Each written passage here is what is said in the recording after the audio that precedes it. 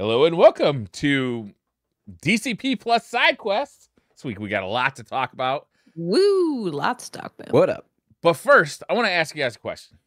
Okay. Is there anything like convenience features in gaming? What is like the number one convenience feature in gaming that you've come to appreciate lately? I'm going to give you an example because I was just playing a game today and I could now pause cutscenes. So like I'm watching a cutscene, right? And like somebody walks in the room, they want to talk, who does not understand that this is going to be my only opportunity to watch this cutscene. I could now pause cutscenes. I was like, we've really come far. It's really this is in that really one nice. game, but Yeah, no doubt. Being able to pause cutscenes is very nice. Yeah, you guys like have that. like a modern convenience in gaming that you really have come to appreciate. Yeah. That put me on the spot. Yeah, Hammer shake, turning that off. I appreciate that. yeah. That's great. I do. What is it? What is it? Well, on the heels of Last of Us 2 Remastered coming out, I've brought it up, I think, on the show before. I use one of the accessibility features, which is a radar Doppler ping sound and blinking, which locates stuff in drawers and whatnot. Basically it's meant for like accessibility, but you can sort of use it to help you find stuff. Now, to make it clear, I play the game on hard mode. I like it to be challenging, but like honestly, when the gameplay gets a little tiring, I did my search, and the example I brought up in the past is like, you find a shotgun under one of the things, and then it teaches you like, well, you better look everywhere because you really want stuff like that. But that becomes a negative, and then I'm like, dude, I'm searching and finding like stuff I don't care about. But so I would just do my search. I went to the door, turned backwards so I couldn't see it, sort of would even look away and be like, do I hear anything left behind? So anyway, stuff like that was huge. Made it God way of more War fun. had something that was an option you could turn on, which was auto pickup loot. And I was like, yeah, me pressing a button to pick up loot does not add to my experience really at all in any game. So auto pickup is great. I actually thought of one that I do appreciate. Oh, shit. In newer Souls games, they put the souls outside the boss door, or it auto picks up the souls when you go in the boss door. So I'm not just like trying to dodge the boss when I'm trying to pick, because that again doesn't add anything to my gameplay experience. Just trying to get to pick up the souls. So Do you think that Souls games like hate you a little less than they did like 10 years ago? Yes. There are a lot of features like that where I'm like, that is They're getting a little bit kinder. Yeah. They're like, well, we'll cut you some slack. Yeah, like the bosses I think are just as hard as they used to be. It's just that like, well, now the boss, you don't have to kill the boss to get your souls back, or you don't have to run in, like you said, to get your souls back. Yeah. They're waiting for you outside. So if you need to like, if you decide you need to farm some experience, or you need to like respec to like beat this boss, like it's just a little nicer. It's a little nicer. I appreciate it. I think I've got two things. Oh, okay. One would be anytime I play a looter game that does not have a sell all junk system, it drives me nuts.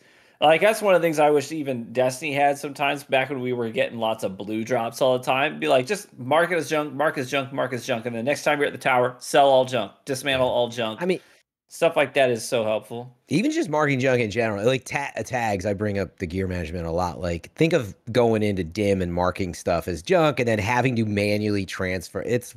We're like way past that for sure. Yeah. Yeah. I think the other one would be, I've been playing a ton of Pal World. I got early access. I've been playing it. I love it. But a lot of survival games do this where they will make the stacks for resources so tiny. So you need like 200 wood to build this cabin, and it's stacks of 10. So you have to make like a container, and you're like, here's 10 wood, 10 wood, 10 wood, 10 wood. Yeah. Power World's like, nah, dude, just you want to have a stack of 1,000 wood, go for it. We don't care. You're gonna put 1,000 wood in one container, and that's just gonna occupy one space in that container. That's fine. Same thing with your stones. You want 1,000, that's fine. I love that because I don't have to. My base is not just a warehouse of tons of containers. You know what I mean? It actually looks a little aesthetically pleasing. I appreciated that about what a lot of Once Human did as well, with kind of just softening a lot of the annoying parts of the survival genre of just like, I want to be able to carry more things when I'm out there exploring, so I don't go out there, look in one room, and then have to come back and drop off stuff. Yeah. Just the things that improve my enjoyment of the game, whereas some of the other features, I'm like, this is doing nothing for me.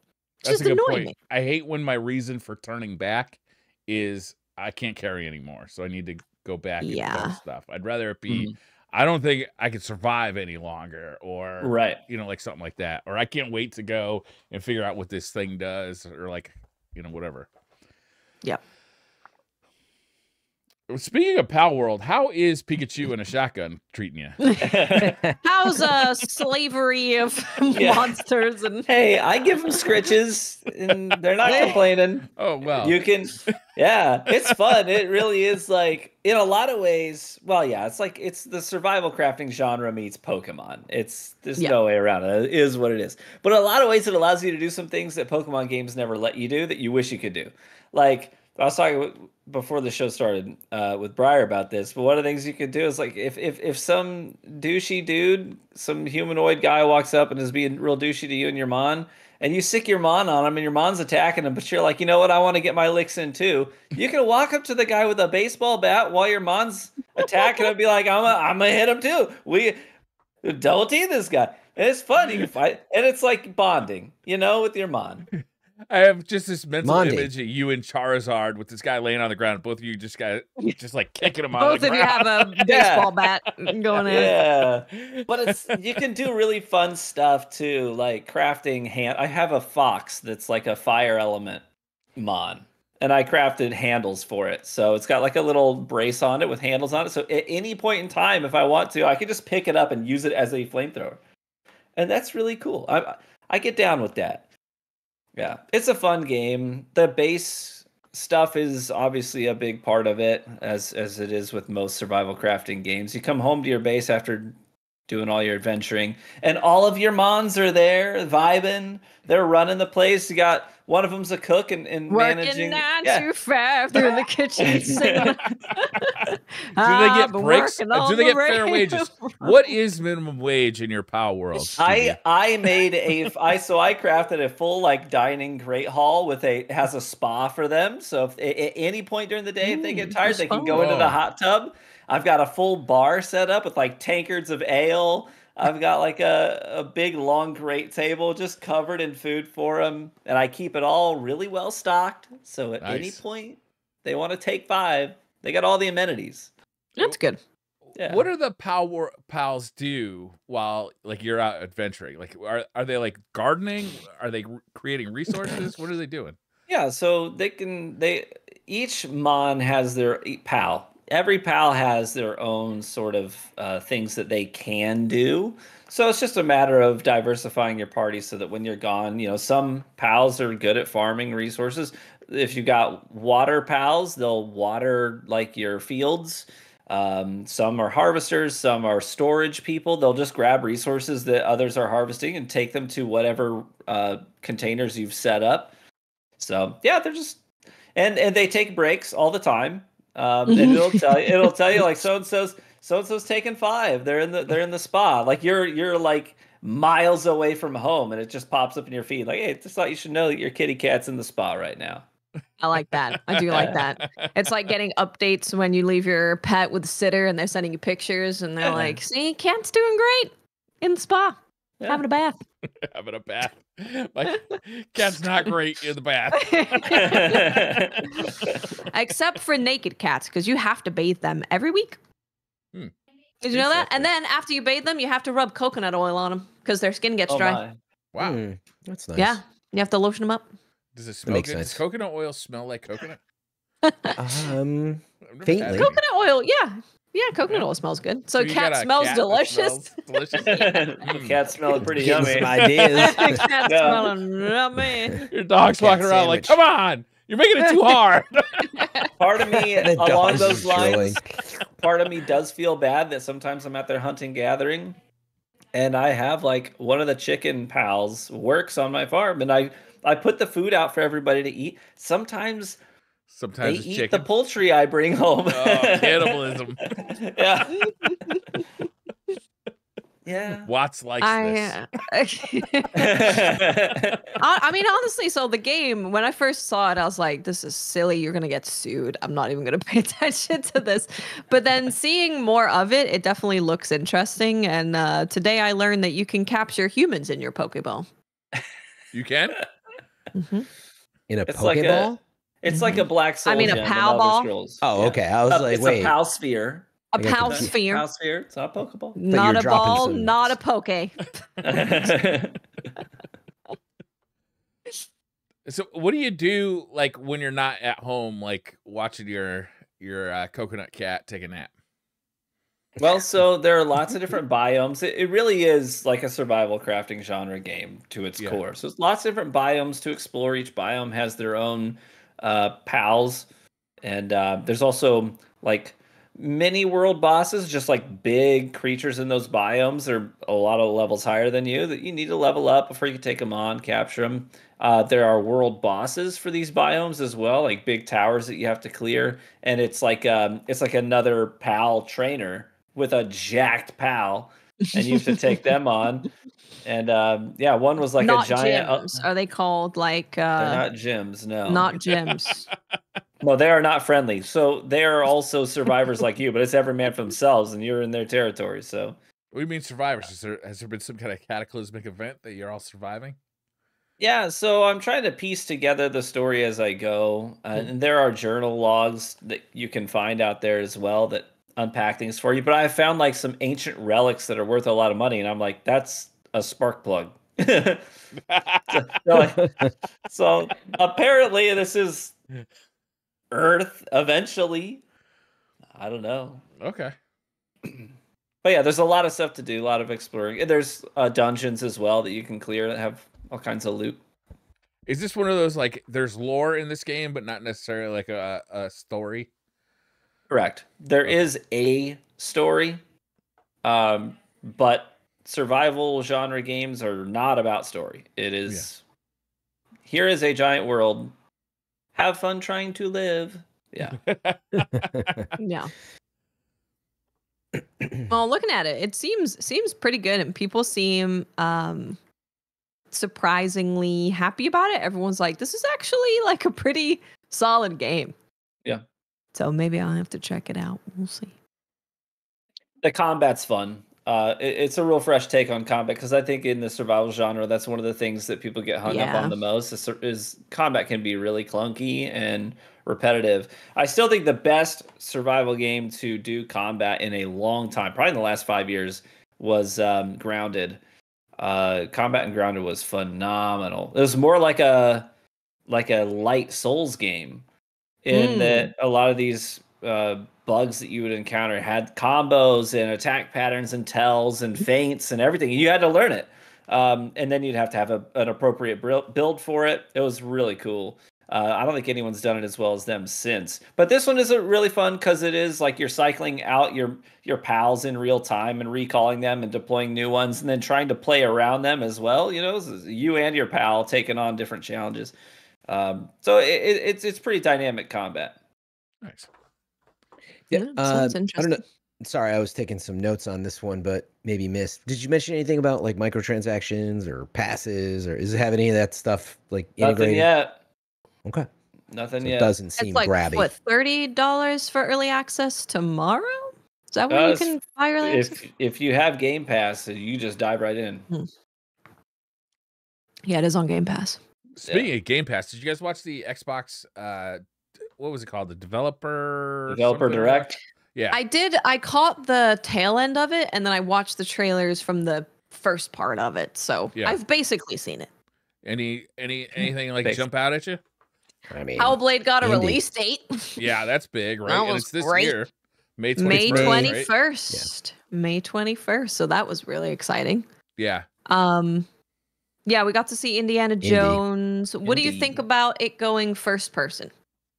It's by the guys who did what was it, the Wolfenstein games. It is, so I kind of have a lot of trust in those guys because those Wolfenstein games, you really felt like BJ Blazkowicz had like a character, right? Like he had like a personal identity, like which is insane to even think about. So like yeah, I'm kind of okay with it. Like it was a little off-putting, but the more I thought about who is making this game, I'm okay with it. And they did show like when you're climbing around and when you're doing cutscenes and stuff, it's gonna zoom out to third person. Yeah, I mean, If they it's can let Harrison me- Ford's likeness. Yeah, If they can let me make the FOV wider and turn off screen shake, then it was that would really be good. narrow, wasn't it? It was quite narrow, and like Yeah. every time they did something, there was quite a bit of screen shake or head bobbing or whatever it may be. And I was like, Yeah. this is making me feel a little nauseous. It's like he just walked So- into the record store and he's like strutting his stuff.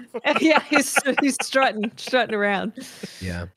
Yeah, I'm always staunchly in the position, of course, of like, you got to play this stuff before you like really start judging. Definitely, But that's yeah. not what the internet, I know that's not what you guys are doing, what the internet loves to do though. And just a defender of like, look, yeah, as you pointed out, they're really good at first person. I was surprised that it was going first person. Yeah, it surprised but me for sure. then when I watched it, I was like, well, this is their specialty. That's what they know well. And like, you can make good games in the first person. I mean, this harkens back in a different bit of a genre, but like when I heard Metroid was going first person, Yeah. and Yeah, good we example. actually broke that news at IGN, I was like, this is insane. This makes no sense. You know, how is this going to work? They actually tried to do it in third person for a while, but anyway, and then I played Metroid Prime and I was like, oh my God. Yeah. This Is is this the the greatest game of video all game time. of all time? Yeah, that's right. Yeah, and so like we didn't really see a ton of the moment to moment gameplay, but they're very action focused and shooting focused, but you get to use your whip. I think they said like pretty much whenever you want and whip the crap out of people and Yeah. move around with it. So There's one it's- scene where he whips a Nazi right in the nutsack, and I was like, That's yeah, great. that's how I want to spend this time. I am in. let's Sold. just say that. Yeah, whether it's first, third person, I don't care. The fact we get to beat up Nazis, Right? I'm Let's always go. up for that. Especially, Yeah. you know, Yeah. Machine Games, very good at making Nazi killing games, right? It's like they know how to they know how to whoop a Nazi's They're ass the real masters. good. Machine Games, it really it wa- whoops it- the it was Nazis' a little weird. ass. Yeah, it was a little weird to see it first person, but like, I don't know. I'm in. I'm definitely in for it. Hellblade 2. Yeah. I was really excited to see that they're really going back to the well with the psychosis thing and the binaural audio thing. They even are enhancing the binaural audio where they're going to have like the music and the sound effects really Yeah. recorded and played in that way. So you definitely want to do the headphones again. This game looks really good too. Yeah. Yeah. It's incredible. I can't wait to experience that game. It's just one of those games that you never really stop thinking about because Yeah, it's right? it's an experience that you can't really get anywhere else. Yeah, I think a good it's point. been baking in Unreal Engine 5 for a really long time, right? Has it? So it's one of the longer running, and probably they've worked very close because they're just such a good dev. So yeah, I would. I mean, we can already see it's looking incredible, and I would expect it to live up to that. Yeah. Yeah. It is Um, looking incredible. Is it?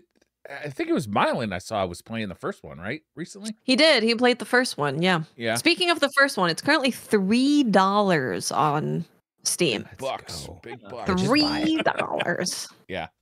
Well, Like, at that worth your point, yeah, time. just buy it. Yeah, there's no other game Um, like it, I would say.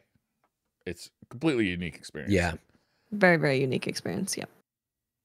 They showed off Avowed. I wasn't that impressed Yeah. by Avowed. I was not Avowed, digging yeah. I'm still holding so- the flag high for that one. it. Yeah. So Oh, yeah? I am intrigued by the RPG stuff and like Yeah. that seems great and the decisions and stuff. But again, first person camera and first person combat and first person movement is very, very difficult. If it wasn't, every game would feel as incredible as something like Destiny or, you know, insert first person game here. But so when I was watching them move, the way that it moved looked very stiff. It looked very it looked like a lot of first person action games that I've played that have controls that kind of annoy me or I don't feel that great about. Hmm. So that kind and the FOV, we were in that man's booty hole. We were just in there. Just in there. So that concerns me. Yeah. I did not think that the movement and stuff looked very good. The controls didn't look very good. FOV is like way too close.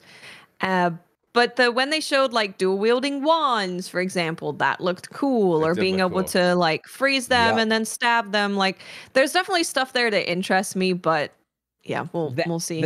That was the line and that footage that got me the most. Is that they seem pretty focused on like the combat as well, and they were like, you have loadouts that you can quickly switch between. Now I don't know what that really means, but that I like the sound of it.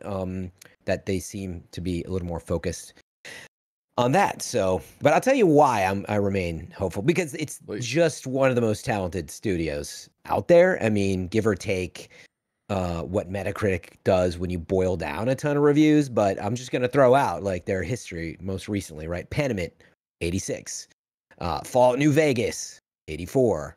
Grounded, They only got 84 on Metacritic? Which one? New Fallout? Vegas. New Vegas? Yeah, I mean, exactly. But, you know, that's on Xbox 360. I don't know if it's much different on PC, but just, yeah, I mean, users give it an 8.8, and like, they're all in the 8s is the point. Grounded in the 8s, you know, Outer Worlds in the 8s. And, but like just knowing them and seeing what they do now, teams have always evolved and changed. But like, I've seen what they do, and I know that they have been given, I think, the time overall to do it. I don't think we'll find a Redfall situation where they like kind of just hit a wall of like this weird mix of live service and kind of wanting to do what they did and studio departures. Like, I don't think it's a scenario like that at all. So this is their core competency, right? This kind of game is what they do.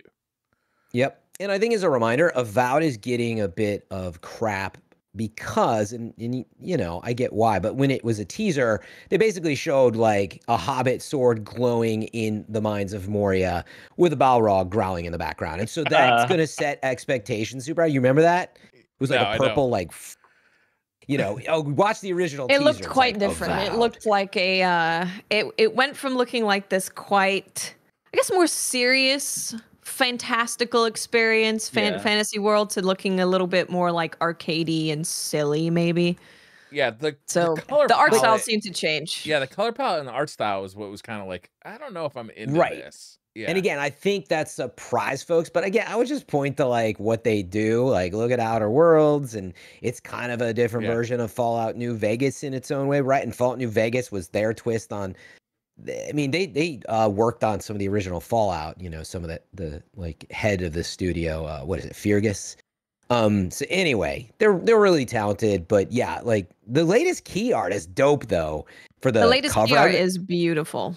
Yeah, and like that's just the concept art, but it shows off this more vibrant kind of look. So my hope is that it's a little bit Skyrim-esque, you know, twist of their own. But they've been making RPGs a long time, so I still think it'll be a nice fall release for the fans looking for that. What I've liked about their RPGs is like kind of the writing and the storytelling. So really, I guess I'm not that concerned. I shouldn't be that concerned about like what the art style really looks like. Yeah, it's the same comment I was making before. We just got to get our hands on it. See, like any game, right? We're always like, how does it hold up once you're 5 hours in the game and you play for 30 minutes beyond that? You know, once you know a bit, and that's what you can never really see, which is why we still look to content creators and journalists to give us those impressions, you know, but we're a far way away from that. So right.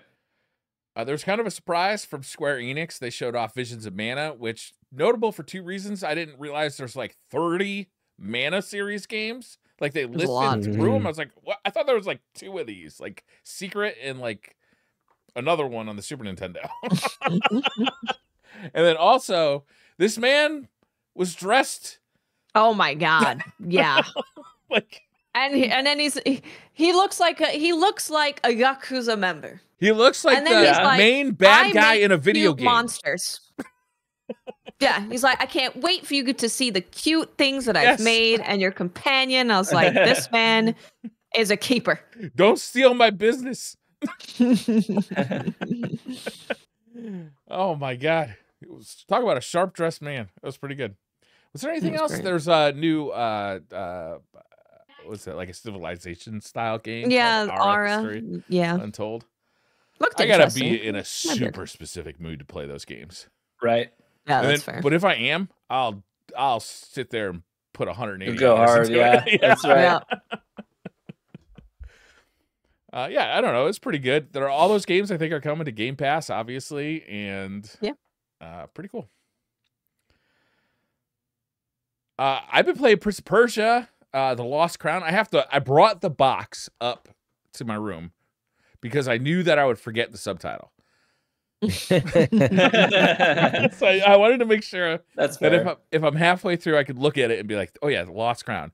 This is like Persia in the Great Circle. This is the 2D. Yeah. This is a great circle. Yeah, definitely ley lines in the new Indiana Jones game. This game is the new like 2D Metroidvania Prince of Persia game. I'm like 6 hours deep, so I'm not that far in. And I'm not that far in either. The first 2 hours are a lot of talking for. Oh my god!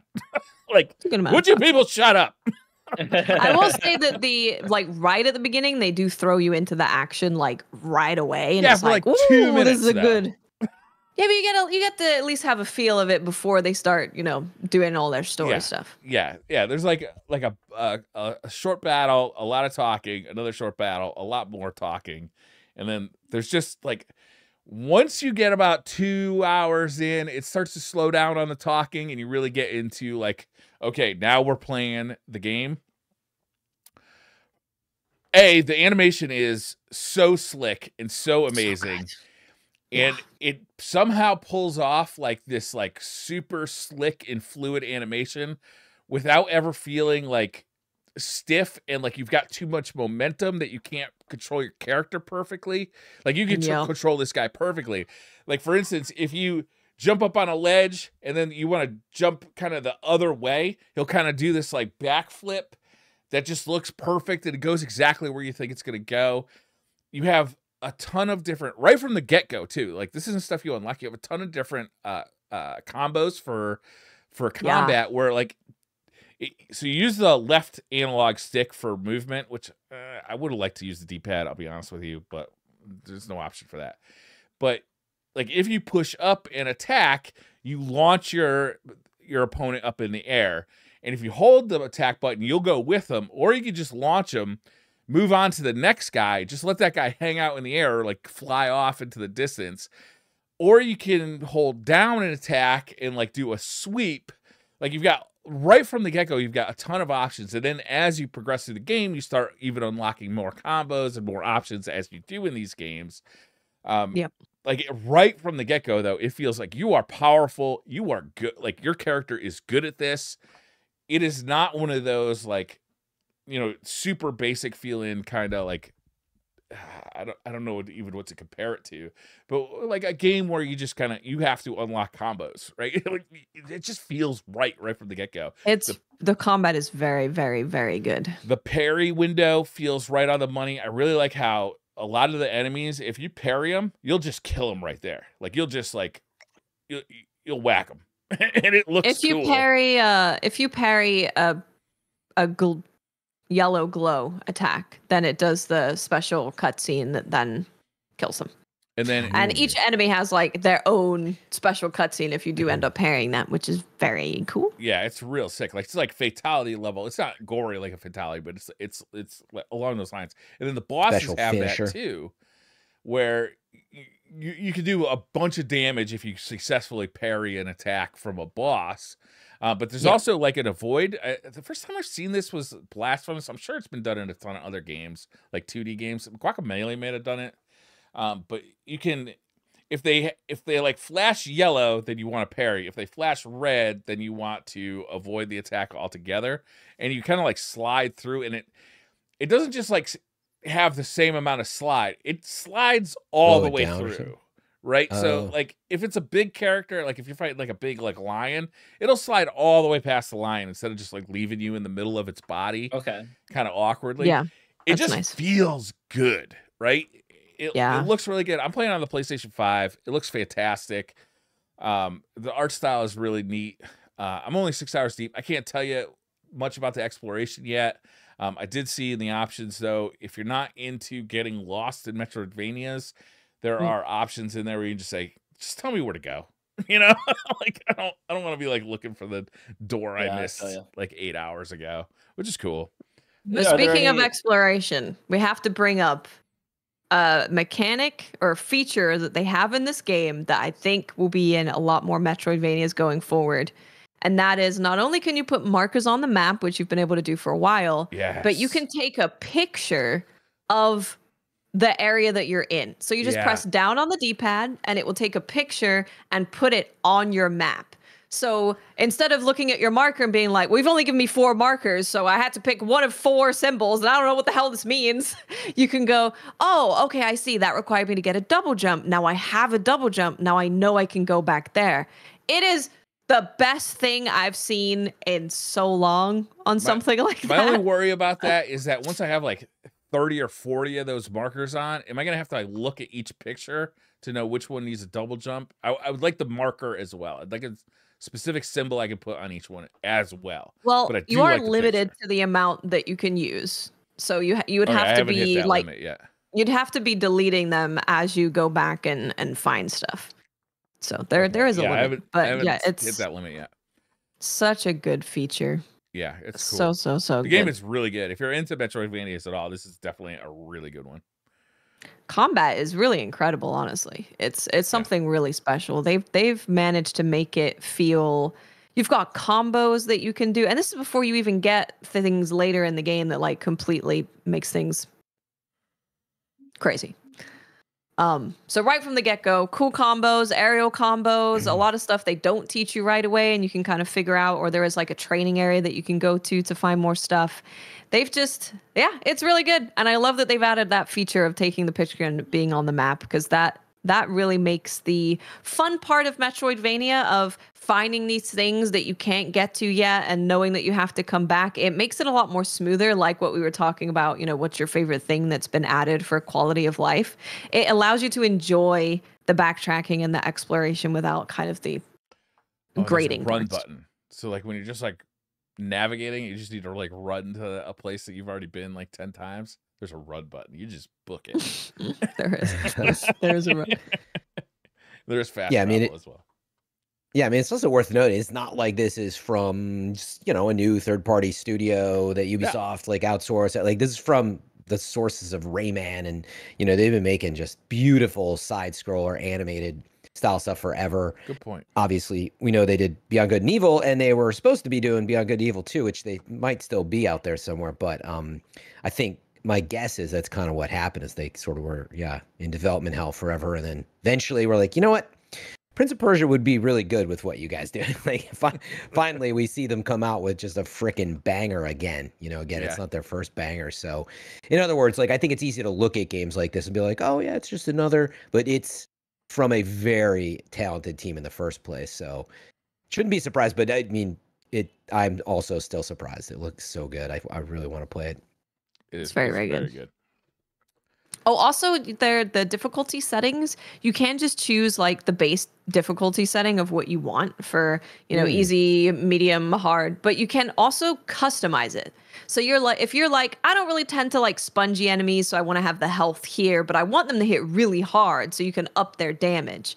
And you can even lower like environmental damage. So you're like, if I'm doing jumping puzzle stuff, I don't really want to take a bunch of damage, so I'm going to put that all the way at the bottom. You can also change how frequently or how much of your kind of super special bar you get. So you can customize all of that completely to whatever I think there's even you an want. option, like if you're stuck at a jumping puzzle, like it'll just give you like a shortcut past it. Oh, really? Yeah. I didn't see that. That's cool. Which I could see jumping puzzles in this game being difficult, because right off the bat, they're kind of like, oh, you're hitting a lot of buttons here.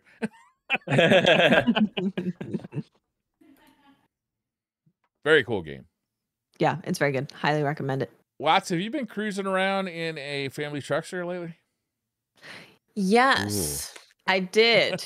I got early access to Pacific Drive, which TV, you might think this was. It's a survival game. Yeah. It is. It is. So I think when we first saw it, people thought it was a like survival horror driving game. but it's definitely more so a survival driving game, and it's sci-fi and there's creepy stuff going on, so it's definitely going to be a little spooky sometimes. But yeah, it's definitely focused on the survival part. So the idea of this game is that you're in the Pacific Northwest and you're driving to try and figure out what is going on in this exclusion zone. So something happened in the exclusion zone. No one really knows what, but people have gone missing and things are creepy. So you're now in this exclusion zone trying to figure out what's going on and get out of it. So there is a story. So there is a very kind of clear-cut story of progressing and getting out of the exclusion zone. But you can not only go to the story markers on the map, but you can also just say, I need some electrical wire, I need some tape, I need some putty to fix some holes, and you can go into a different area. You go and scavenge, so you do get out of your car, go and scavenge, get back in the car, go back to your workshop and craft whatever you might need. But the car upgrading and crafting and fixing and stuff is really in depth, actually. Like, because you've got the side panels, you've got doors, you've got the hood, the engine, a bunch of things that you can add to it. And you start or is that real natural wood? Yeah. It's really in depth. And before you head out, they'll give you like a checklist. So you can be like, okay, my doors, everything's fixed 100%. Good. I've got jump cables in case my power goes out, my engine goes off. I was really impressed by it because it's, speaking of, doing things differently in a genre, this is a really unique take on the survival genre. It's something totally fresh. A lot of people have been really excited about that one in that community. Yeah, it's genuinely really good. And the car feels great. And you'll know really quickly if your tires come off, because you can certainly feel that the handling of your car now sucks. When it's raining, your car drives differently because obviously it's raining. The vibes are like 80s or 90s sci-fi movie. Yeah. The vibes are great. It's very, very cool. And you can also, so speaking about the settings from Prince of Persia, the accessibility settings and also the settings that you can do for difficulty, you can adjust a lot of that. So if you're like, I don't like the way the car handles when it's wet, I want it to handle good all the time, you can change that. You can have it to where the fuel shows on your HUD or it doesn't show on your HUD. You can make it to where if you die, you don't lose any of your items, or you can have it to where if you die, you lose all of your stuff and you have to come back. So you can really tinker with every part of the playthrough. If you are wanting to experience the vibes and bonding with your car and going on this journey, but you don't really want super hardcore survival stuff, you can change that. You can change it to be whatever you want.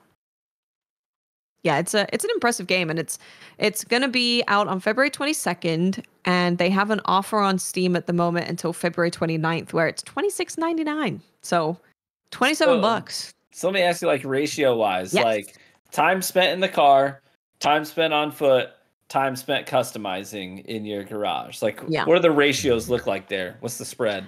It's pretty evenly spread, to be honest. I think initially, because there is a lot to learn with upgrading the car and stuff, I think you'll be in the workshop for a little bit, trying to be like, What am I doing? How do I make a what? What am I doing waking? I have no idea.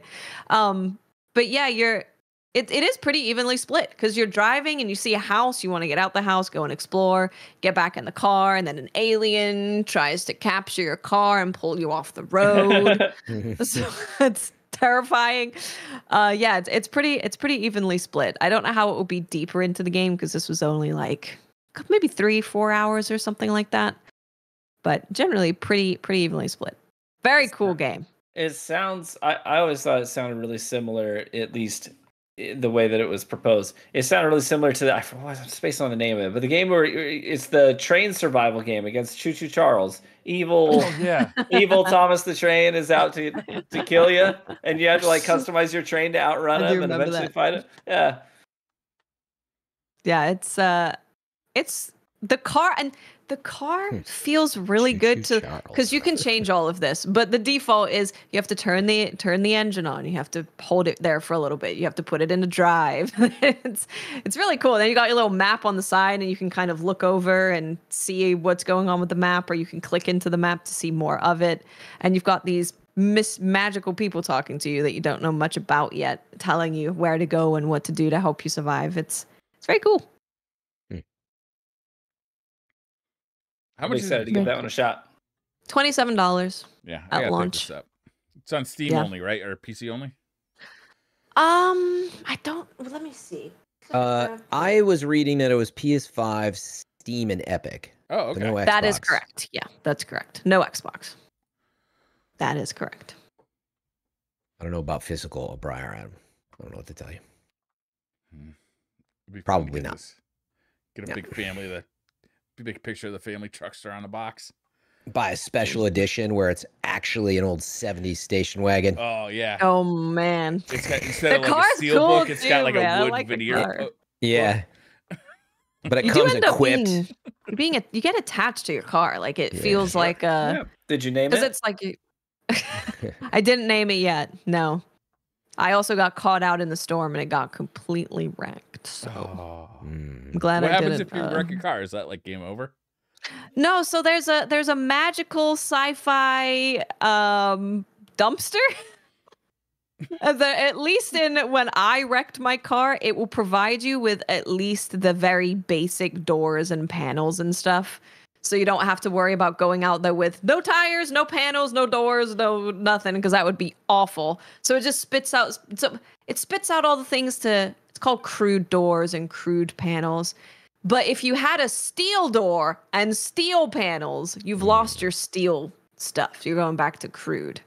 So you gotta be a little careful, because when you do go out on these missions, it's almost like an extraction game when you go and explore to go in and get out, because there will be a circle that is closing in on you. So you want to make sure that you plan your escape before that happens, or you're out of luck. What happens outside the circle? Or is that a spoiler? When your car gets wrecked and you die. Okay. If you stay in there Outside for of the too Great long. Circle. The Great All Circle. comes back. It means something. Fran, you've been playing the best games of 2023. 2017, basically. I am trying to wrap up I wrapped up Dead Space 2023. So let me just note that real fast. I forgot. Glad I mentioned it. Dead Space 2023, I already gushed about on last week's episode. I probably don't have to do it again. But having wrapped it, I just would repeat, it's one of the best games of last year, but I would call it a modernization of a classic. I would steer clear of like just calling it a remake. I think it gives it the wrong idea of what it was like a 2008 game. And like, man, just play Dead Space. From what we can tell, it may not have sold all that well. I was looking into it. It looks like, interestingly, like Callisto Project maybe had sold like a couple million copies, and early on in Dead Space life, it only sold a couple million copies. And I'm like, man, is the genre the problem? You know, those, I don't know where the numbers sit today, but I love these types of games. Man, what a playthrough. You can do it in 10, 15, 20 hours, depending on how you like to play. But, and I rarely do this, it was so good when I started. I always like to peek into New Game Plus. Mm-hmm.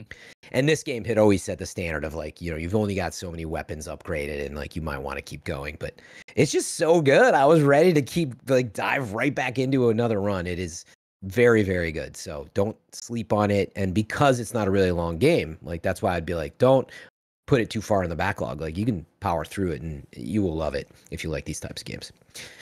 And then in other horror news, I am playing Alan Wake 2, which I'm at the point where they say no spoilers, but it's like you're about to go into the end game. And so I've played a ton of it. All I can say is, man, it is a cerebral game. You've got to be up for like this true detective crime story. There is action and there are some jump scares, and like but it is very heavily like a story driven, just things happening in multiple worlds. Where am I going? You know, and it's cerebral to the point of like, you didn't have to do this, but I got to like the back of, you know, an area where we're searching through the woods and like there was an algebra puzzle and it wrecked me.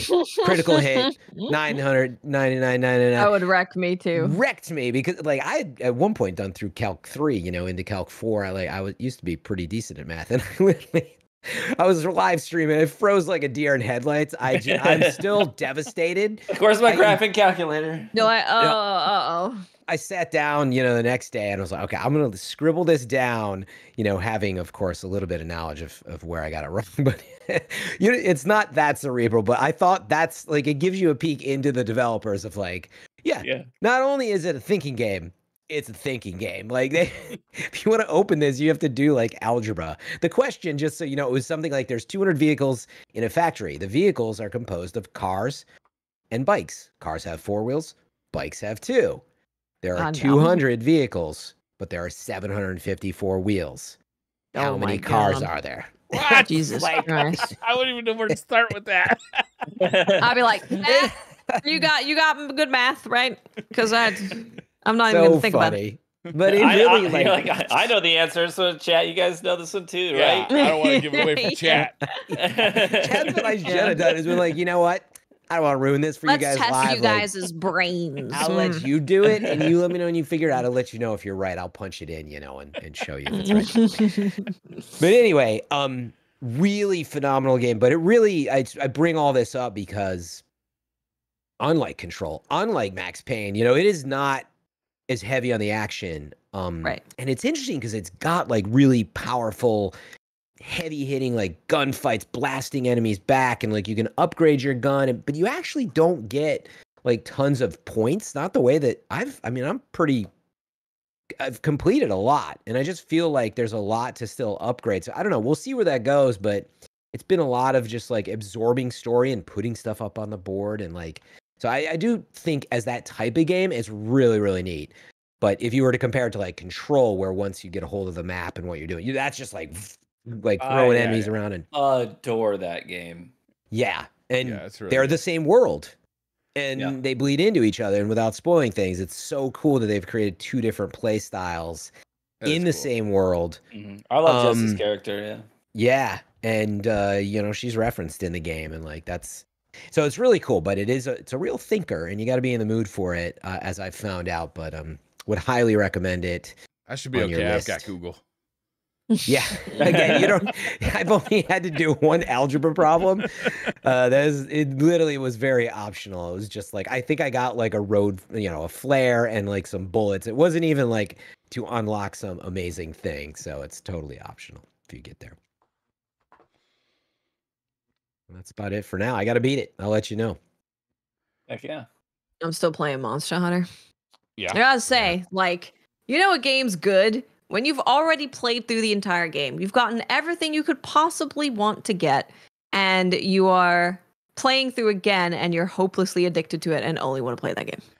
I was thinking about this exact idea, Watts, today, because I heard a rumor that Elden Ring DLC may drop in February. Yep. I was thinking to myself, do I want to play through Elden Ring again before the DLC hits? Because the danger is that I play a bunch of Elden Ring in January or late January, early February. And then I'm like, I'm not that excited for the DLC because I've just played, another 100 hours of Elden Ring. Right. Or you think you wouldn't be excited? Well, I mean, I'm gonna be excited either way, but I'm gonna be. I don't know if I. You can get burnout. Yeah. Yeah, burnout on Elden Ring. So maybe I should just like wait. I'm the other way.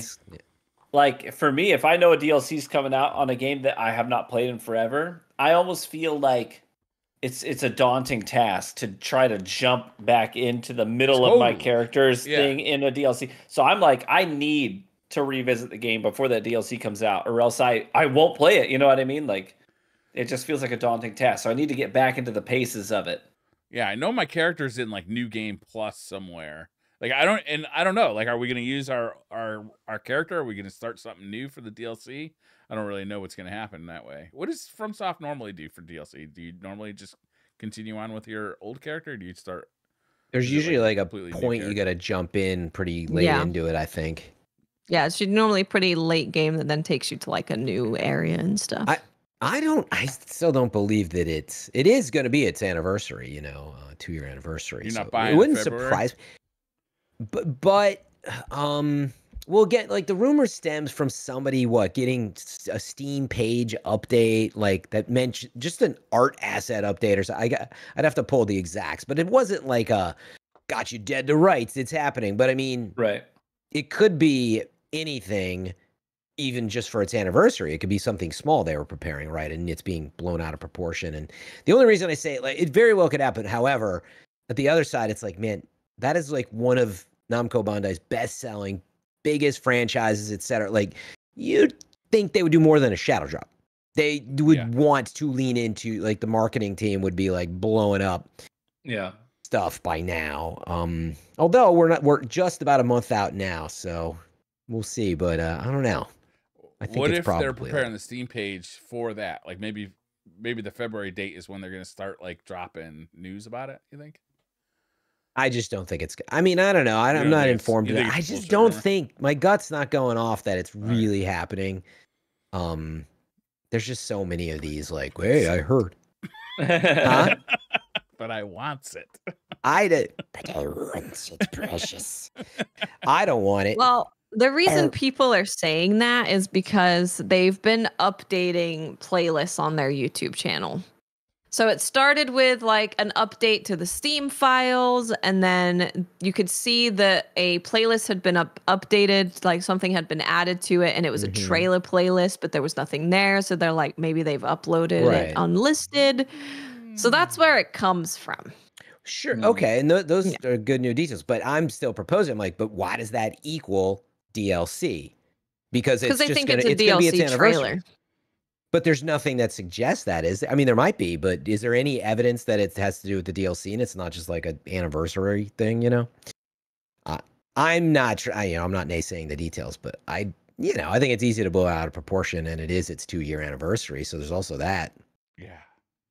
And that's right. This was the big thing too. Remember the producer said, there's still quite a bit of work to be done. They had said. They did say that. Yeah, that's the thing that makes me go. Yeah. They did say it's a ways out. Elden Ring. The Game Awards.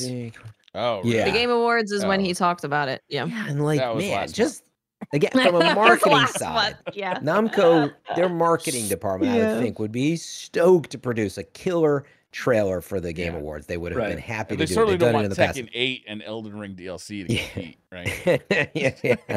I mean, you're that audience, Briar. That's right. A very specific niche. I don't want it selfishly. I'm willing it out of existence. I'm sorry, everybody, because I am way behind on playing stuff. It's your fault we didn't get Elden Ring in February. Yeah, you can blame me. They listened. They said he's right. I got it for Christmas. Oh, nice. Oh yeah, you got your Elden Ring stream coming up. It's my very last charity incentive is to do that stream. You haven't played it yet. I'm so excited to watch that. I've been hyping it up. So nice. Dude, I cannot wait. So cool. I'll be there. When are you starting that? Well, hopefully within the next 2 weeks. Okay. It depends on how much Pal World coverage I do, because that technically drops tomorrow. So yeah. Make sure every stream in the DCP chat on Twitter, you let us know that you're going to be playing up. You got it. Chat says you're there. List, but not for long. I've been watching a bunch of lore videos about Elden Ring, so have you? Content is still good. Good. Yeah. I still couldn't tell you. Yeah. I'm not at all concerned about is my community gonna watch me play a game that's not Destiny or brand new? Yes, you know what I mean? I'm not at all worried about that. Yeah. They're gonna show up for that for sure. They're gonna show up for that. Oh yeah. Sure. And they will backseat the crap out of you if you don't stop them. Oh man. Just make sure you those games in particular. Just don't let them in. You just can't open the floodgates as long as you keep the floodgates closed. As soon as you're like, okay, guys, just tell me what is this? Then they're like, oh, well, if you go here and then go here, you get this thing, and then you can get this thing, and it's like, just yes or no. Am I doing it right? No. Okay. You don't need to tell me all the details. Yeah. Be careful. Don't let them in. In games like that, I go one extreme or the other. I either go like full on magic. I love doing wizarding stuff. You know what I mean? Or I go full glass cannon. I don't want to wear any armor. I want to be super light with daggers, and if I get hit once, it's GG. You know what I mean? Shangri-La Frontier style. think you'll enjoy both of Tefty those. never upgraded his life bar. I think he might have finally done it Oh, in yeah. like the late His game. vigor? Yeah, Yeah. fucking He never- psycho. He had no health bar at all. That is wild. Right? Because that's like the main way to balance the game out for sure. Yeah. I tried to not go overdo it for a while, and then just some bosses like Millennia, and oh my god, I was like, yeah, you need vigor because you're getting one shot. I mean, that's the difference, right? It's the vigor bar will totally decide are you in a 1-shot, 2-shot, or 3-shot situation. Yeah. And by and large, I was like, if I'm not in the 3-shot, then I don't want to do this. You will spend like 4 hours fighting a boss if they 2-shot you, right? When you could have spent those 2 hours just like grinding down, some not souls. What is it called in this again? Whatever. My character was such a fucking badass by the time I got to Millennia. I 2-shot. Yeah. Like, my second try, I killed her. Oh, you were really powerful. I Yeah, I gotcha. was fucking You did it the killer. reverse, where you 2-shot them. Yeah, I was.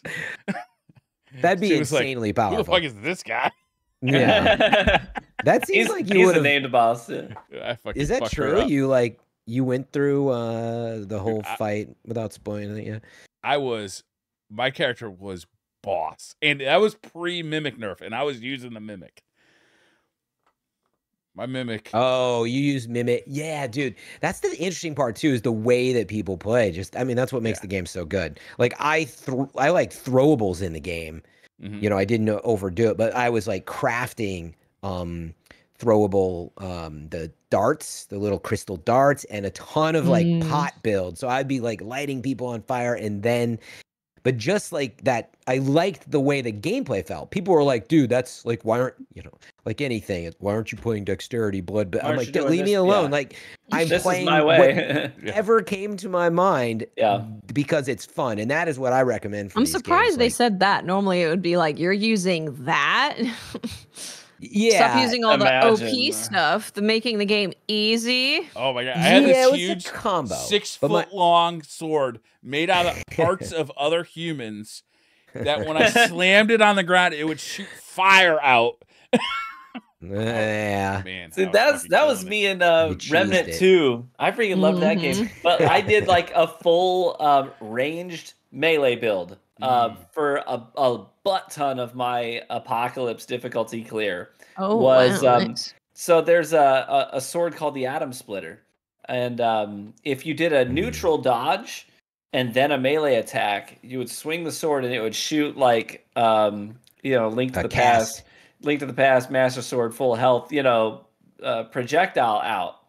And I fully spec'd into melee damage, so that projectile would do just wicked things, and it would overpenetrate. So it was just, and that was the thing. People would be like, why are you using that when you could be? I'm like, bro, do you see it? It looks freaking awesome. Look at this. Exactly. But you would get twice the damage doing it. But that's not cool. This is cool. Yeah, Exactly. I love how there's like 1,000 different million options you could Yeah. spec your character as, but everybody's like, no, you got to do it my way. Yeah. But a lot of people That's play right. meta, like in mini. I mean, they do want the most powerful, it's That's like, great. why are you playing it? That's Like- how you want to play. Then you can play that way. The same way, yeah. Yeah. That was the thing. I played like a very difficult playthrough. Like I did not take a lot of vigor. I was always in like a 2 or 3 shot range. My Like vigor the was like fights were 3 always quarters really. across the screen. Yeah, you were in very which frankly, again, there's nothing wrong with it. Like it's whatever's fun for you. But of course, this community, man, they love to tell you. Like people who started off that game by using magic at first, like they didn't even know, but they were like, "Oh, you're gonna cheese through the whole game that way." It's like, not really, not if you don't.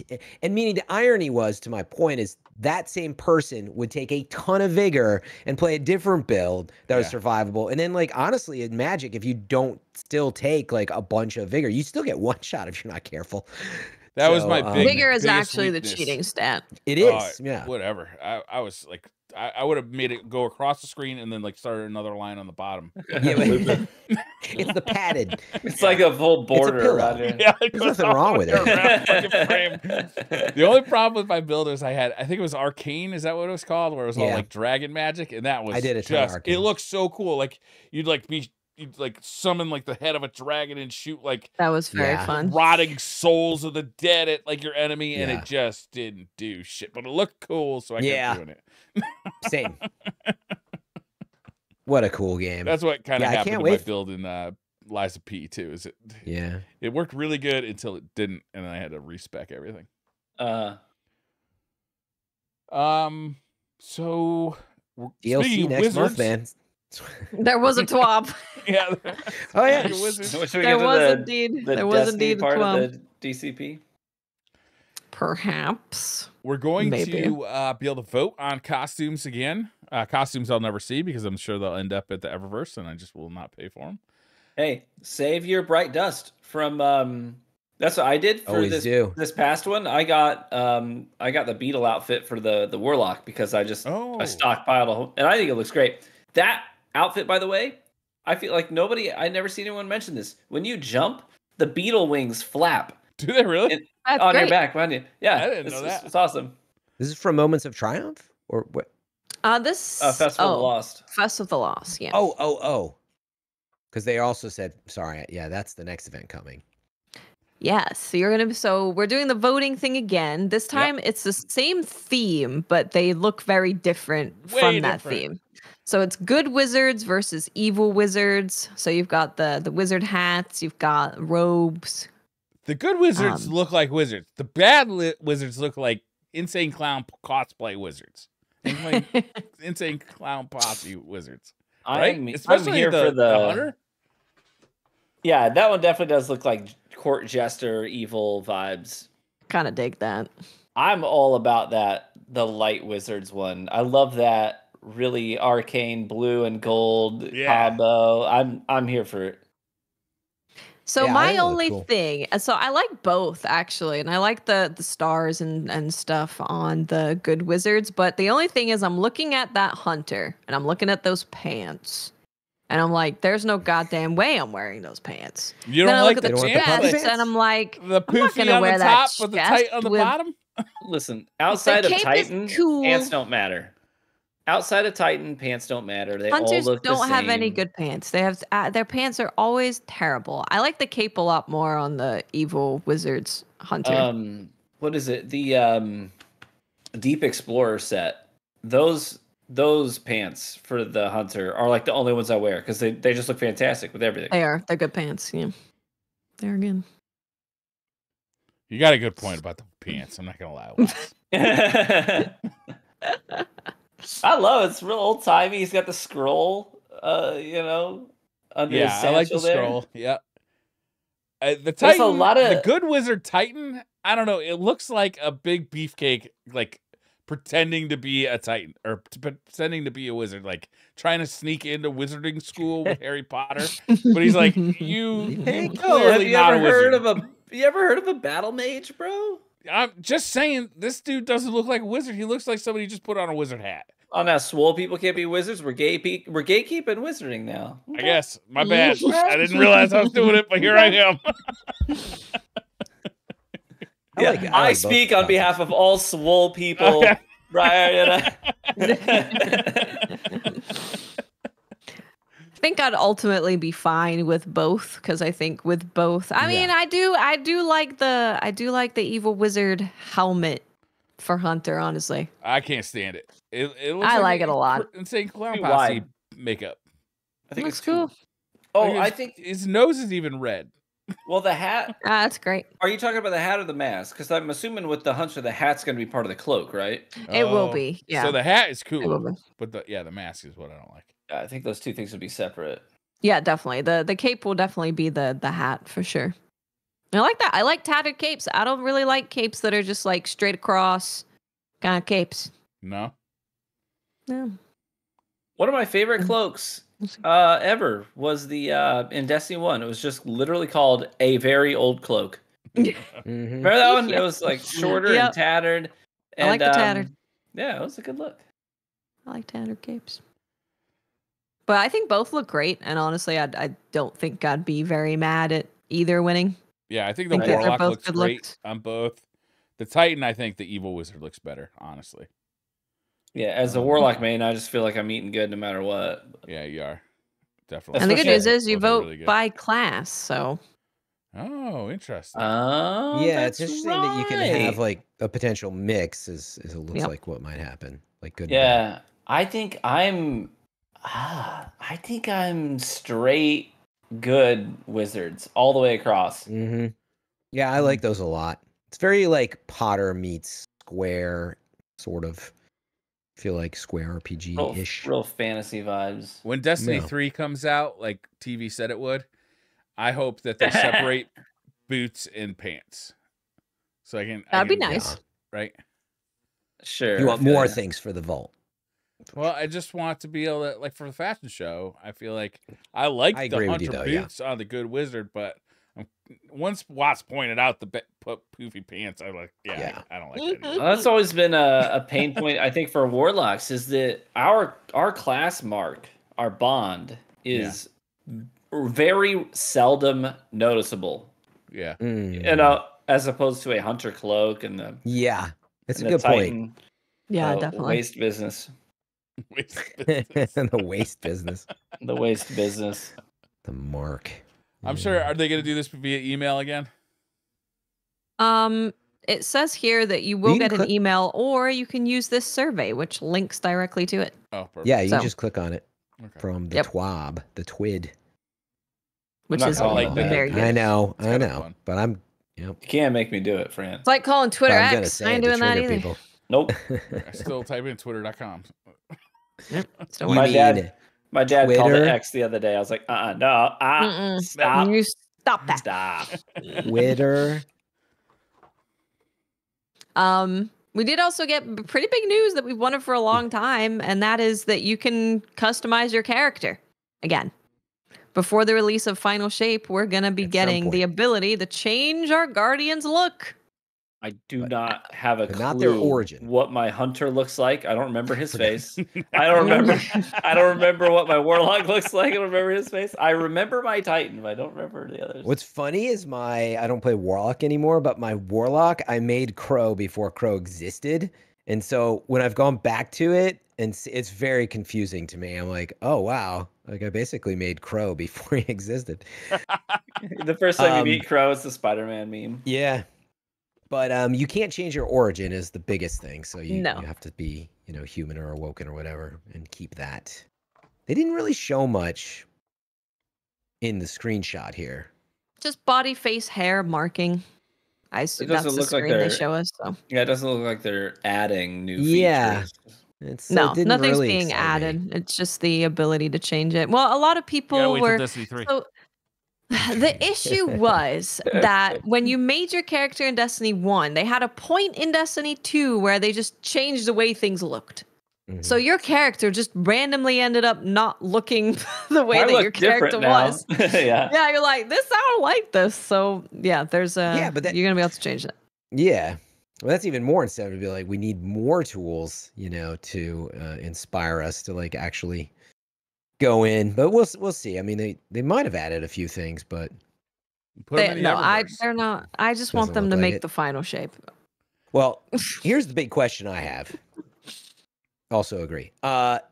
In the March update, we'll be resetting the Synthweave bounty cap to give everyone more opportunities to customize their look when this feature goes live. I mean, maybe I missed it, but are we gonna have to use Synthweave to repeatedly like change our look or something? Like, why are they mentioning I don't know. Synthweave in the same breath? That's all I'm asking. Like, Maybe I had maybe the they're same just question. because you can see your face, maybe. maybe it's like here's some free synthweave so that you can customize your look after you customize your face. It's like Maybe the it's just 'cause, silicone like, in the Destiny theme- world. The theme is like Maybe. change your look. So yeah, hopefully that's not like if you want to keep adjusting it, that it's like, well, you got to spend Synthweave. Probably not. I think that would be pretty extreme, but Brandon, it what's just that because- green thing that's flashing A behind you? plastic surgeon. oh, it's probably an Amazon Alexa. Oh, the Alexa Oops. notification. That's Oops. right. Yeah. No. Yeah, look.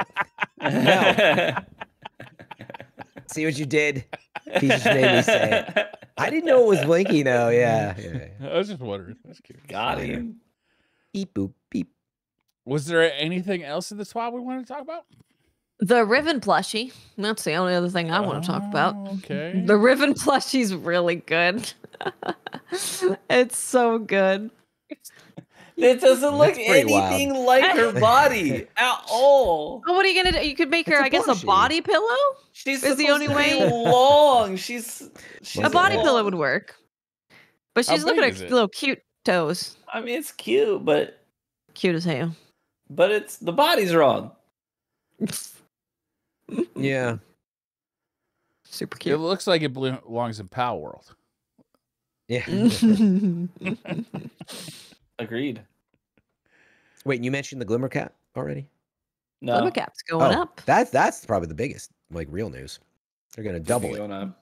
They're doubling. 500K. Wow, Yep. that's great. Imagine my surprise when I took last season off. I came back this season to Surprise, play, and I was surprise. like, I'm probably getting low on Ascendant shards, aren't I? And I checked my inventory. It's like, I have 25. You can do that? What Didn't is realize the cap they on that? Is it 25? Is that the cap? I don't know. I don't know. Yeah, That's how they many did. I had when I That's looked. nice. But I didn't know But that that's nice. happened. So that was very nice because I was like, man, I got a few exotics I want to level up, but I don't know if I have the mats for it. But Yeah. that was Yeah. nice. So on January 30th, I think alongside Moments of Triumph, is that as well the same date, that we'll get the Glimmer Cap increase. That's Neat. good. That's good. Because, yeah, after. So when a new release comes out, I end up spending a lot of Glimmer because then I'm upgrading a bunch of things. But for the rest of the time, I'm just not getting any more Glimmer because I'm capped at 250. So it's definitely going to be nice to have a little bit more of a cap so I'm not running out of Glimmer so fast on a new release. Yeah, it's definitely a good change in the simple of like, I always want it to be like around 70 or 100 because you feel like you'll be in a situation, you're like, God, why do I need Glimmer, you know? And like, you even have to think about that. Yeah, it just feels like off. So I think 500 is probably a good number for that. Yeah, like actually a lot of time in the season pass, like I just leave it sitting there because I'm like, well, I don't want to grab it. That's like my backup when I run into an Yep. issue, which is, again, it's kind of like a silly thing to do. Should we do some questions? I think Yeah. we should. Some Twitter questions. Yo, Sticking with it. Exter. Too late. yo. All right. I just posted in our group chat a picture of a Okay. sandwich. I'd like you all to look at that sandwich. It's labeled All A, right. B, C. Right. The- Okay. The Yep. question is from Zachary Richens. You're eating this sandwich. What part do you bite next?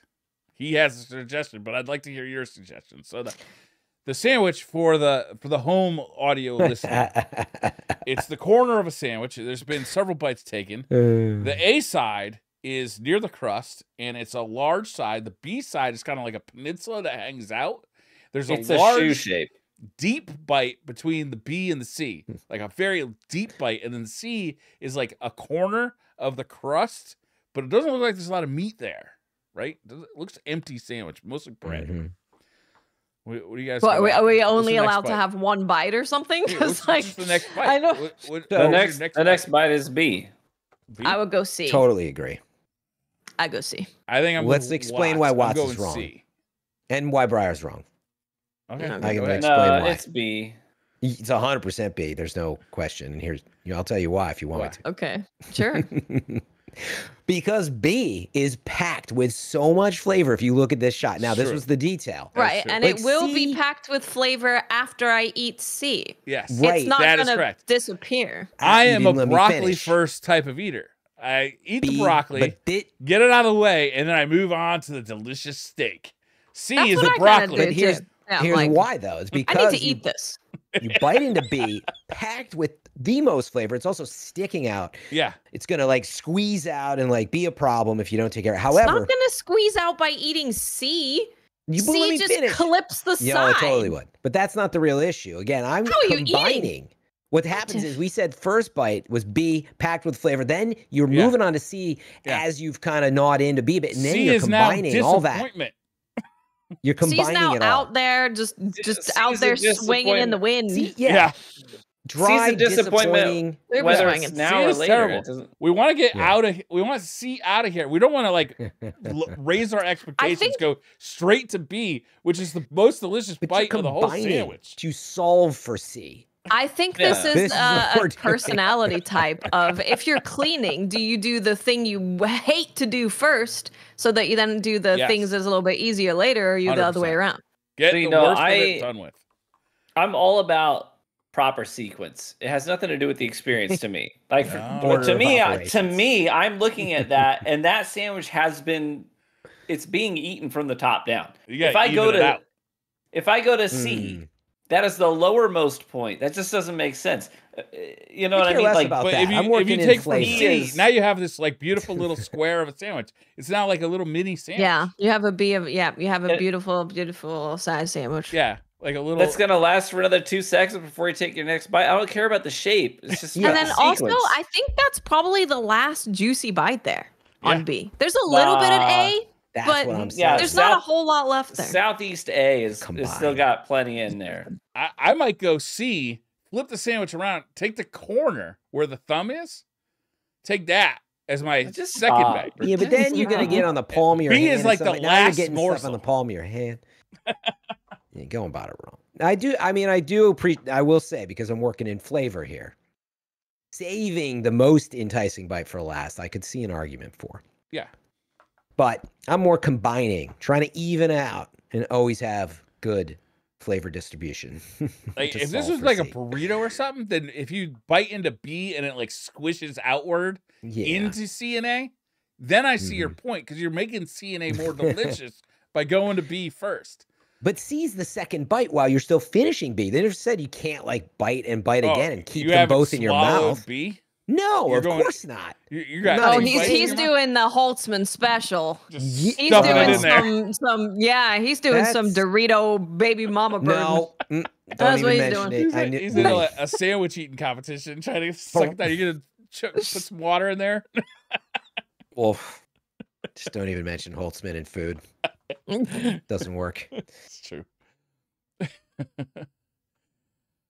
Great sandwich debate. What have I done? I've made a mess out of this. Yep, Yarp. a bit of a mess on our hands. All right. Okay, here we go. Show more. Okay. Jason Turner says, for any of the crew that have played it, where did they rank Prince of Persia against other Metroidvania games? Very high. Yeah, I pretty would high. say. I would like combat. Combat is better than pretty much every Metroidvania game, I would say. Combat is like really, really good. I'm only like 6 And it's hours deep. deep.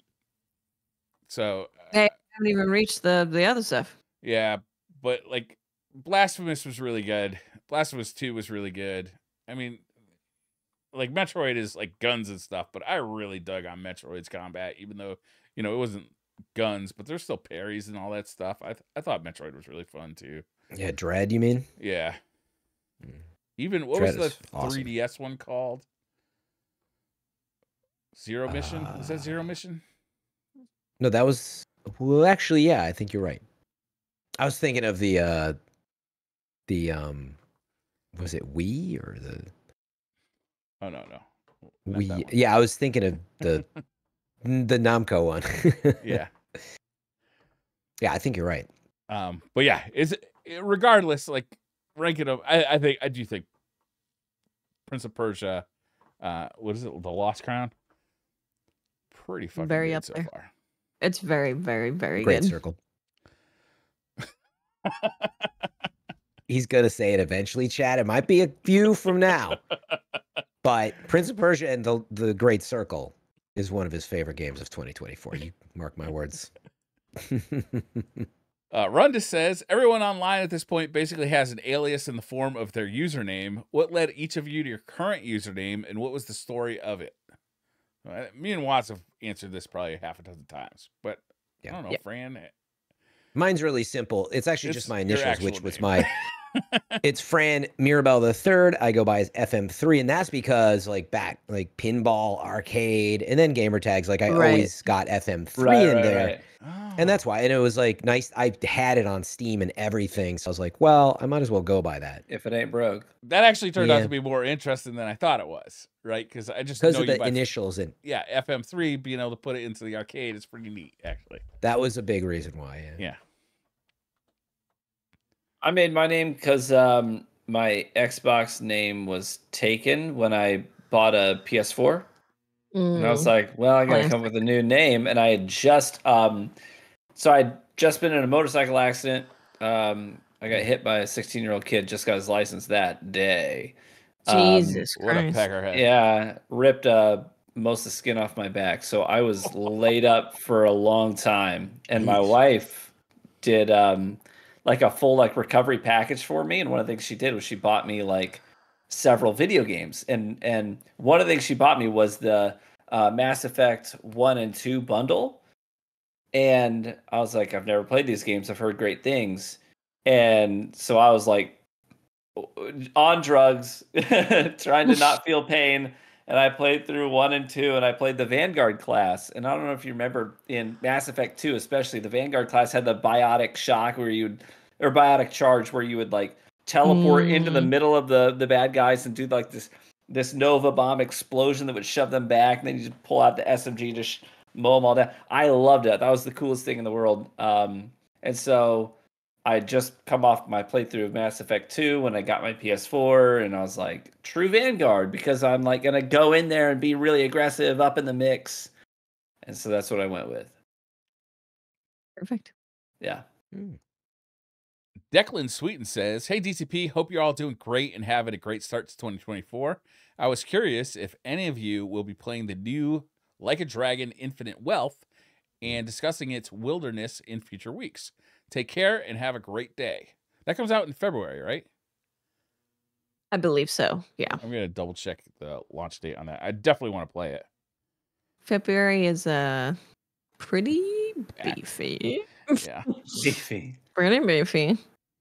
But Final Fantasy comes out like right at the end, so Yeah. Yeah. I definitely will not be able to finish a Yakuza game before Final Fantasy comes out. Oh, it comes out January 26th, so right before. Oh, but okay. It's the same day as Tekken 8. It's next week. My priority. Oh, yeah, no. Next. Unfortunately, not. I don't know. I might get a chance to play it because I do. Final Fantasy VII Rebirth is like day one for me. Yeah, same. Sadly, the Dark Forces remaster comes out the day before that. But really, other than that, I don't see anything in February that I'm like dying to play. There's a lot of things that I'm curious about, like Helldivers. I'm curious if that's going to be fun. Mm-hmm. Suicide Squad. I'm curious if that's going to be, a little bit of a good time. Mm-hmm. So, and Pacific Drive is February 22nd. I really enjoyed that. Mm-hmm. So, yeah, there's a few things that I'm curious at least to check out. Yeah, but Final Fantasy is just like a black hole of Yeah. interest and excitement. So hard to beat that one in February. Yeah. So glad Final Ship got delayed. I'll probably be playing it. And if I play it, I'll talk about it for sure. Yeah. Joe Griffin says, no question. Just wanted to say thank you for the generous work you put into the podcast every week. I deployed with the Gerald R. Ford aircraft carrier for 9 months, and this podcast was one thing I look forward to every week, downloading the episode every week via Starlink. Oh, wow. That's cool. Thank you. That's Appreciate awesome. you. Yeah. Yeah, that's super cool. Thank you so much. Thank you for listening. Also, Keep you entertained. what is Starlink? That sounds awesome. Isn't that military. Elon Musk's It's Elon's. Oh, that's that satellite internet. Oh, okay. Yeah. When you're out on an aircraft carrier, I don't think you have too many choices for providers. Yeah. I doubt they let you download Destiny Community Podcast over the official ship internet. Probably being used for more US important military. things. Sucking up the bandwidth with their podcasts again. Yeah. Colin Burns says, hey, all. Hope you all having a great week. Just wondering if any of you have tried out Trinity Fusion since it fully launched. I first heard about it on SideQuest when it was in early access, so I'd love to hear your thoughts now that the game is complete. I haven't played much of it, unfortunately. I think I've watched people play it more than I've played it. Was this the side-scrolling 2D game? Yeah, it's the yeah. roguelike where you play as it's the same person, but it's like within different universes, kind of. Oh, and then yeah, Actually each of looks them pretty have dope. different abilities, different weapons that they get, different bosses, different areas they can go to. It's very, very good. Like that is an incredible game. Seems I dope, yeah. do want to play it more. Yeah, it's kind of like a high action Metroid Dread with swords and guns. Yeah, the Beautiful. combat feels great, and I love the idea of because you can switch between those characters at It's a like roguelike. throughout your playthrough, and then there's also one where you actually come together, you fuse with all of them to have like this mega character. So Mega character like I want to Voltron? play it. It looks like there's a One day. demo actually. So Yeah, think it's you already can- on my wish list, and it's only $19.99 on Steam. So Whew, it's definitely Oh. worth that. maybe there was a demo, but very, anyway, very good. yeah, seems pretty dope. I just added it to my wish list as if I played needed a more lot things. of I played a lot of the kind of early access that I got for it, and I thoroughly enjoyed it. Speaking of you can check out a developer interview on the DCP YouTube channel, or you can look for the podcast. It was a side quest episode where we talked to a developer from Trinity Fusion. That's cool. right. Oh, nice. Aang says, "All right, guys, what's your favorite caffeinated drink?" Big love to you guys. Big love to you, man. Coffee. Yeah, I mean, how do you beat I like coffee? green tea. I drink mean- water, coffee, and whiskey. That's it. So You haven't had Four Loco, bro? Trifecta. Not a fave. Four Loko. Do they still make it? Probably not. Favorite caffeinated. Mm-hmm. It's a toss. I mean, probably would just be really good coffee. I always make really carefully made coffee, and I'm a snob about it. But what's your preferred method then? Yeah. What is it? Do you Well, press just the it? Do you He's like, basics. pour I'm over? gonna Do you out snob you, percolate? Do you- Franifer. within reason of not taking forever every time I make it. But I have Yeah. a Technivorm coffee maker that I always shout Oh, out, yeah. which is just a beautiful handmade in Netherlands, and it's always good. It's a water boils up a glass tube, so it makes sure you're always getting a consistent temperature. But anyway, just drip coffee and then having a good burr grinder and then getting good beans is basically keep it simple. Yeah, I would love to go full on, but one, the money, and two, the time. But My yeah. wife makes fun of me anytime I hand grind beans with a hand grinder. But I'm like, I- listen, I'm in the mood for it. It's a Saturday. I'm not in a rush. Yeah. Leave me alone. That's a good word. I used to do that. Yeah. Actually, before I got a nicer burr grinder, I just got like a hand one because I was like, well, it's the same thing. It's way cheaper, but it did take a while and it got a little annoying after a while. Yeah. But I was gonna say I drink just a crap ton of like my my pre-workout drink for the gym or whatever. So I don't know that that'd be a fave. It's a Yeah. necessity. It's not like there's nothing beats that feeling of like warm coffee. Yeah. Just like but a I do comfort like level to it. Yeah, but obviously for the gym, I don't want coffee at all. That's a flavor profile for the gym that just two different mindsets, I guess. Yeah. I wouldn't take coffee to the gym. Yeah, That's I weird. need my like high energy Kool-Aid flavor for the gym, and then I need like coffee. Otherwise, it's dope. See, those like Peloton machines where it's like got a Mhm. screen on it and everything. We have those at my gym, but it's not that brand. But they have like it's like a video game where you can ride a bike like up mountains and you can race other people. And one of the guys that is always on that machine because he's trying to be one of the top riders in the country, so he's always on Okay. that machine. He drinks 7-Eleven coffee while he's doing that. Oh. Wow. And he's on it like a lot. I mean, I haven't had 7-Eleven coffee, but I don't think so. There ain't no way, one, they're keeping up on cleaning that enough, but two, like whatever brew that is, no way. Having had 7-Eleven coffee, I think you're right on the money. Oh, really? Spot on. No, thank you. Rex says, "Hi DCP, just wanted to ask which media other than Destiny has your favorite lore. P.S. Warhammer 40k has its hooks in me. Please send help before the Inquisition wipes my memory." Dude, I'm so Warhammer curious, but I'm a little bit afraid of it. It's You know- intimidating. It is. It's Yeah. intimidating. Yeah, there's so much of it, and also like there's also like so much that like if I got like obsessed with it, like I tend to do, like it could be a deep dive that could go like real deep. It's one of those games that's like you think to yourself, man, I'd like to dip my toes in, and there's like, no, there's no dipping your toes in. This is a tsunami.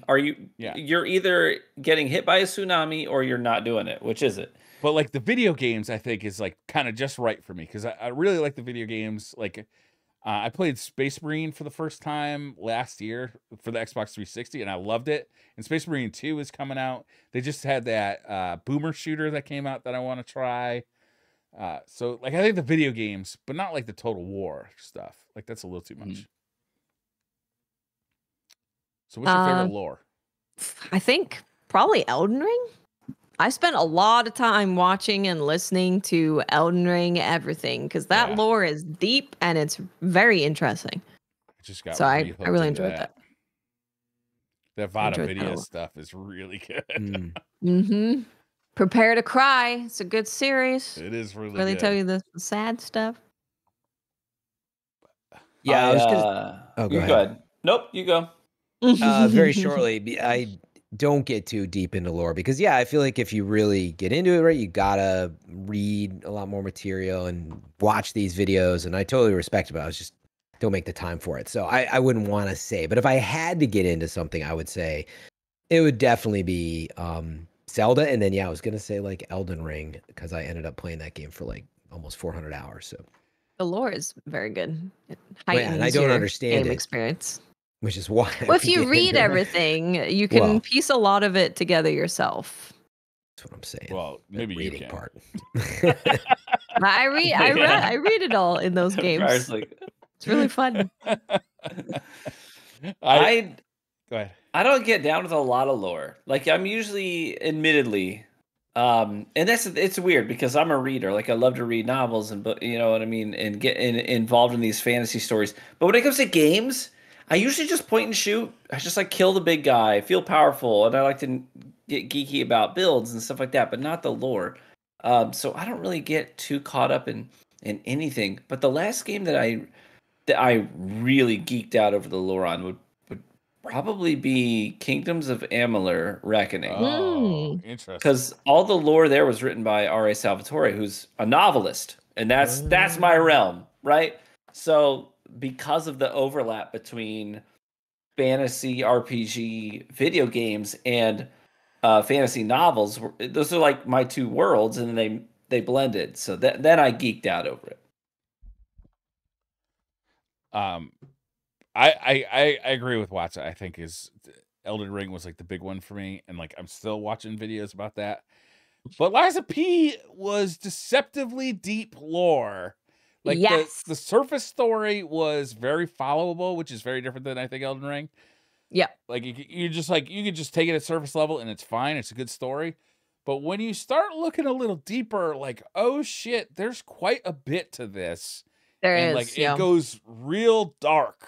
Like real dark. Like am I the baddie kind of stuff, but like I mean you can go through a playthrough and not realize this at all. But like if you start looking into it, like, oh shit, this is pretty fucked up. Very much so. Yeah, Elden Ring and Lies of P, I totally agree with. Lies of P lore is very good. Yeah. Good story. Very good lore. It's on my list. I've literally never watched a single clip of gameplay from that game. All I know is what I've been told and what I hear from you guys. So it's on my list.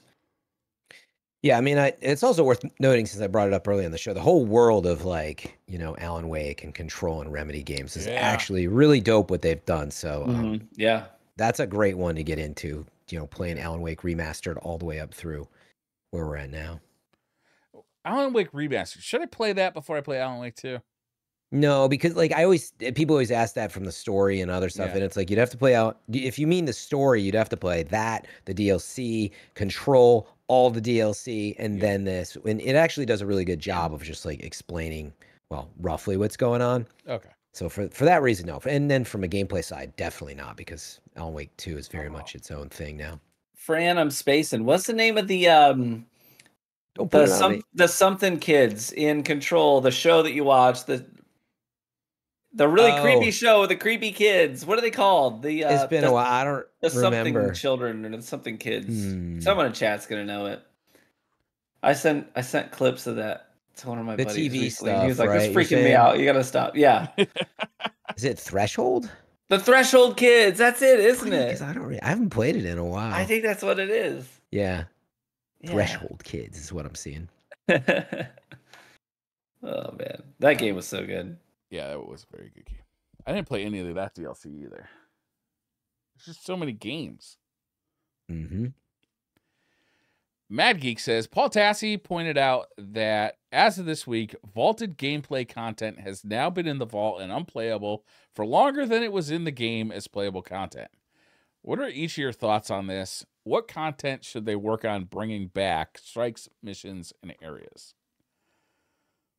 It's a tough conversation to have because I don't envy Bungie's struggles in that capacity. There's just so much content. And on their end, they're looking at who's engaging with this content, how often are they engaging with this content, and eventually you reach this threshold where it doesn't make sense for you to support it anymore. And it's not as simple as, oh, just leave it available, because then you have to deal with issues of storage space and disk space for gamers and all that stuff. It's a lot. So I don't think it's as cold cut as, hey, just leave everything in. So I don't know. I feel like I might be in the minority here, but I don't mind when occasionally a new season comes along and it takes us back to these vaulted areas. I know a lot of people had issues with that this season. They're like, oh, I don't want to go play Blind Well. What am I doing that for?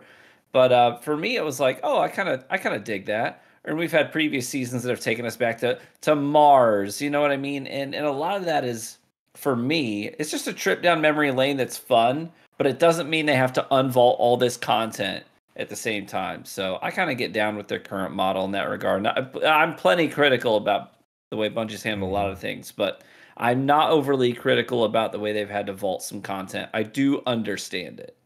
Yeah, I agree. You got to separate the conversation in there's just like the raw consumer reaction of like, I paid for something and now it's gone. But it's like, if you look at that and what you were kind of getting at, it's like you paid for Red War. I mean, kind of, because see, they didn't promise, but the point is, like, you paid for something in the state that it was in then, and let's say they had that magic solution of like where Destiny was in that first year or so, and you can go back and you can do it with your old character and your old like, you know what I mean? Like, I think that's kind of from the consumer side, and like, yes, maybe there was some expectation that it would be brought forward forever and ever, but putting that aside and having some sympathy for that, like, yeah, I just have no interest I don't clamor for these things. Like, I have plenty of stuff that I would play in Destiny that's already old, and like, I want to play new stuff. That's always the feeling, right? Yeah. Like, I've only raided, the latest raid, like, let's say 10 times and it's a great raid. And so on and so on. Like, there's plenty of old stuff to play. I get from the consumer side why it seems upsetting, but yeah, the bet I have is like, you wouldn't actually play it if it's sitting there. And I think, ultimately what we don't get to see very clearly is like the only reason we can play what we can play today and the quality it's in is because they shed that old stuff. I mean, I do believe that. I don't believe like, they just got rid of it because like they've been very focused on whatever's in the game has to be brought up to date and taken care of. And even that, you couldn't say they're doing a killer job of. So you want them to add more to the game and more weight to those problems? Definitely not worth it. So I get why they done it. And it's not as simple as just toggling a check mark on a box where Forsaken is disabled and now we just click the box, it's re-enabled. A lot of times they have to go back in and rebuild assets from the ground up. Oh yeah. And that's a whole lot of manpower, time, capital, all that stuff that I would prefer is spent being more forward thinking. And I can't remember where I saw it, but it wasn't about Destiny, but it was some kind of like developer inside of a game, and they were talking about how many people go back and play stories, and it was like basically no one. Like almost 0% actually go back and play stories. And I totally get what Fran said, like the principle of you paid for something, it should be there. But like you also said, I don't think Bungie would want to say, let's just get rid of this thing because that's something we want to do. It's not good PR to be deleting things from people's games. So on the flip side of it, you know, as a consumer, we buy perishable things all the time that don't stick. Like, I don't get mad when my sandwich is gone. And I'm like, I paid for it. It should always be here. Like, I just understand that I paid for something that is not going to be around forever. And I'm going to enjoy it while it's there. And for me, live service games specifically, they're like sandwiches. You buy it because you're going to consume it with the understanding that it's not going to stick around, because that's sort of the model in that genre. That's an interesting counter argument to the idea that you bought something. It's like you did know it's a live service game, and you still have access to a bunch of free stuff and otherwise that you have as the base package. We kind of saw some of that model, right? It's like if it was a subscription fee, I feel like you wouldn't feel like you didn't buy like a specific thing. You bought into playing the game. Well, that's true. We saw a bit of this conversation coming up recently with Smite 2, because they're going from Unreal Engine 2, is it 2 or 3? Unreal Engine 3, I think, to Unreal Engine 5. So this game's been out for 10 years, Smite 1. People have bought skins in those games, and they're saying that we can't put your skins from Smite 1 into Smite 2 because we're leaping like 2 generations of an engine. We would have to hand build all of those things, and we don't have the resources to build 10 years of skins back into the game. Like 50% of things that you bought though into Smite 2? No. So what they're doing is they're giving you a voucher, or it was not a voucher, it's a currency. It's a legacy currency that will give you money off of new skins. And then I think they may have said that they're going to try and like bring some of the popular skins back into the game. But they're like, if you bought a skin in Smite 1, it's not going to be in Smite 2, essentially. But they are going to be giving you some currency. Because I'm like, if you're buying things in a live service game, especially skins, you should definitely expect them to probably be going away at some point. And I gotta say, Smite is very consumer friendly when it comes to their payment stuff, more so than other MOBAs. So again, I don't think these companies are doing it because they're like, wouldn't it be sweet to get rid of everyone's stuff? Yeah. And again, I wouldn't give a free pass for the way it's rolled out. It's just more about you could add all that, like TV was saying. You could add it all back in. I certainly wouldn't touch it. I don't care. I'd feel better that it was there, I guess. But again, like, you just got to be realistic that there's no way to quantify what they've been able to do today and what they gave up, the opportunity cost of dealing with those things to do it. There's no way to show you that as a gamer, and it's tricky, but that's what they did. And they said, we just got to do it, guys, or we're never going to get the PC improvements we have. We're never going to get PvP maps again, ever. We might, looks like in the future, you know, like stuff like that. You just can't quantify. Absolutely. From the outside looking in, it's really easy to expect things to be black and white. This is right. This is wrong. This is the way it should be. This is the way it should not be. If I paid for it, it should always be there, period. But the conversations in real life are more nuanced than that. It's really not that simple. And to treat it as such is honestly pretty reductive.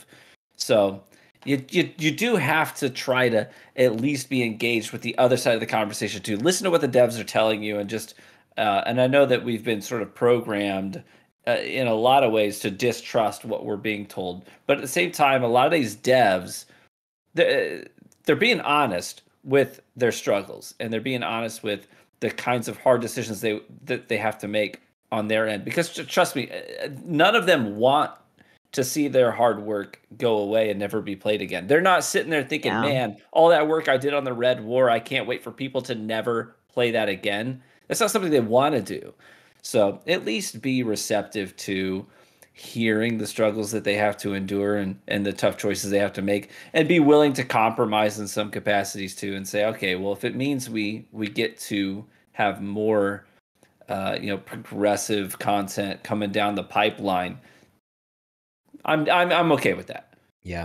Yeah, it's very hard to be in the seats, at least for me personally, to even judge it because I'm like, man, if all I owned was, let's say, Destiny 2 2017, and I went to like log in today to play it, what am I expecting? I just like I can't even personally. I'm way too deep into where we are in Destiny. I can't relate to that. But also what I don't know the answer to is like what happens when you do that. Yeah, that'd be kind of fun. There's a bunch of content to play, I guess, right? I mean, I assume so. It's like the free stuff. I don't know. Again, like that's where there's a weird like you really gotta like put yourself in those shoes. But that's where I do have, I'm pretty sure, some confidence. The free stuff they've put in the game, the stuff they've just opened up, which you can still log in and play, is actually right. It's updated. It's pretty solid.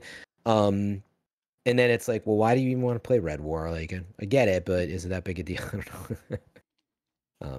Hopefully, though, in let's just say in Infinite Resources, that like I think someday you'll get it fixed up and back. Like I think it's to TV's point. It's weird that they developed something so high production that's just like gone. Yeah. And they just had to make a choice for now. And I think someday they'll have a complete compendium of all that stuff. But then the servers will get brought offline and we'll just be done playing. But Easy says, how likely will it be that the character editor ends up resetting your Guardian? I'm about 50-50. There's not a 0% definitely. It reset everything and it thinks it's a brand new character. Hey, maybe. That's how my vault's finally going to get cleared out. The good news is that if that happens, for $15, you can get 4 new exotics and exactly. Three Brothers, One Controller podcast says, favorite place to get takeout? Mine is Panda because their Kung Pao is the best. So this changes for me depending on it just changes. I go through phases where I love a thing and then I love it until I'm not loving it anymore. Yeah. And recently there's a local Chinese place where everything they make is just delicious. Every single thing is so good. So anytime I can order food, I will ideally go there because it's just so good. I'm lucky that I'm in San Francisco, so it's like, yeah, when you're in a big city, like the idea of favorite takeout being like, because for some people it is, it's like Panda Express and like, and I get that, but I'm lucky that it can be like anything almost. So in short though, I love Indian, Pakistani food. So any good Indian curries, super hot. I put, if possible, XXXX in it. Yeah. That's that's what I love for good takeout.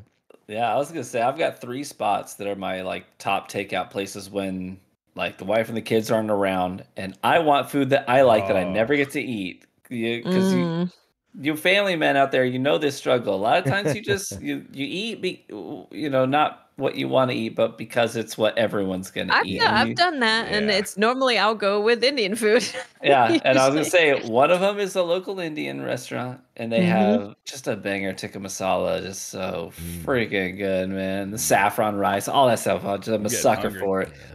And then and there's a Thai place nearby that has some killer dishes as well. And the other one, my third one, is actually a fishery, where a lot of local fishermen bring their catches and trade for cash right at the fishery, and the fishery will cut them, clean them, cook them, and because West Michigan is literally like it's lake country. There are lakes everywhere. You cannot, if you just start walking in a straight line, you pick a random direction, you will end up in water somewhere. So there's lots of fishing around here, and then we have the Great Lakes as well. So that's awesome, actually. Yeah, like a fresh catch. Yeah, like, that's whatever. Fresh catch. I mean, what is awesome. it like bass and like stuff like that? Oh, it's everything is sunfish, bass, all kinds of bass, bluegills. But I mean, so wait, do they deliver you just the cleaned fish that you? No, cook? they'll cook it for you. I will specify how I want it prepared. That is so Michigan. Like, yeah, we'll do that. I love. Awesome. I mean, I grew up in Illinois, and like we have Corn Fest it's very close, but I have not heard of that type of thing. That is interesting. You're like, yeah, I want some bluegill with some Cajun seasoning or what. I mean, I don't know That's what right. you do. What's your order? I actually am fascinated by it. Well, it depends on my mood, but I'm a big sucker for just cornmeal fried catfish. A fry, yeah. Just because the catfish here is so fleshy, so good. Just like fry that catfish up with some cornmeal, with some sauces and put it on my doorstep. Wow. Yeah. I love this. They're like, "Do you want sides?" I'm like, "No." I'll take care of that. I didn't have an answer to this until TV mentioned like when the family is away, like what would I get? My whole family loves this like Greek style pizza place that's right around the corner, which I'm not a big fan of. It's like that real thick bready crust, it's square cut pizza, like not my thing. But down the street a little further, there's a really good Italian like brick oven, thin crust, fresh mozzarella cheese, not like the shredded stuff that I love. But my whole it's twice as much money per pizza, but it's like twice as good. But my family doesn't like it. They want the square cut Greek style.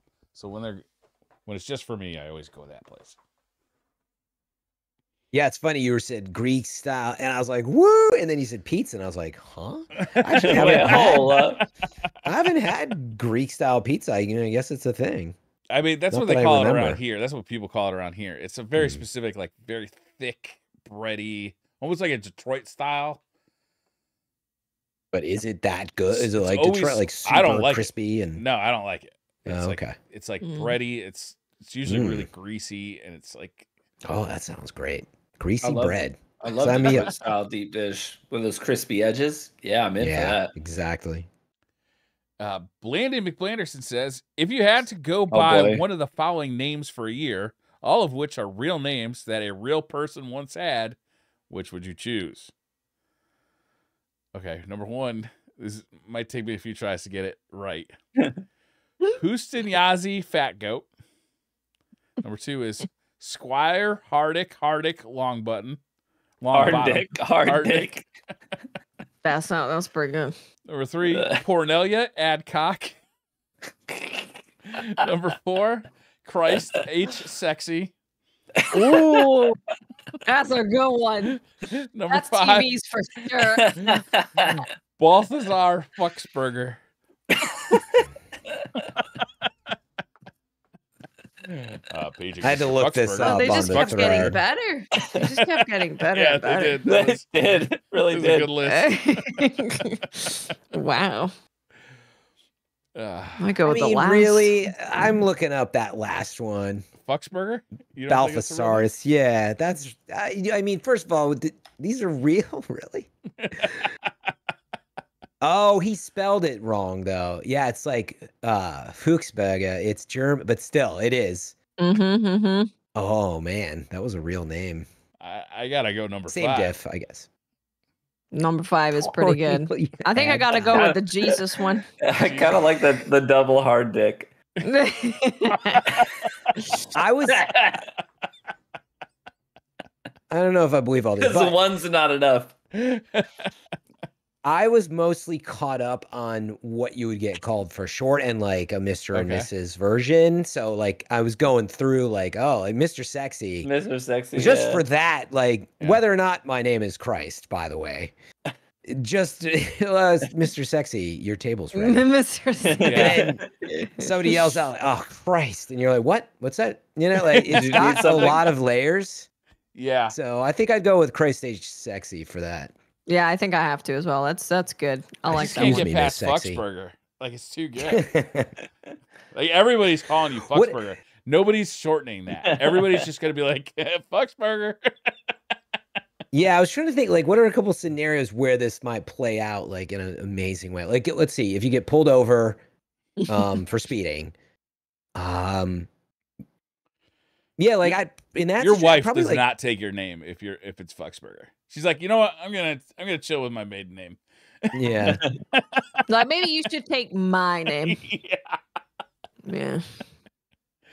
I've got one of my buddies got married not too long ago, and his last name is Ferry, and he is very tempted to take his wife's last name. Really? Ferry's kind of cool. He's like, I don't like Mr. Ferry. That's great. Mr. Ferry's great. Anyway, that was a very good question. It was.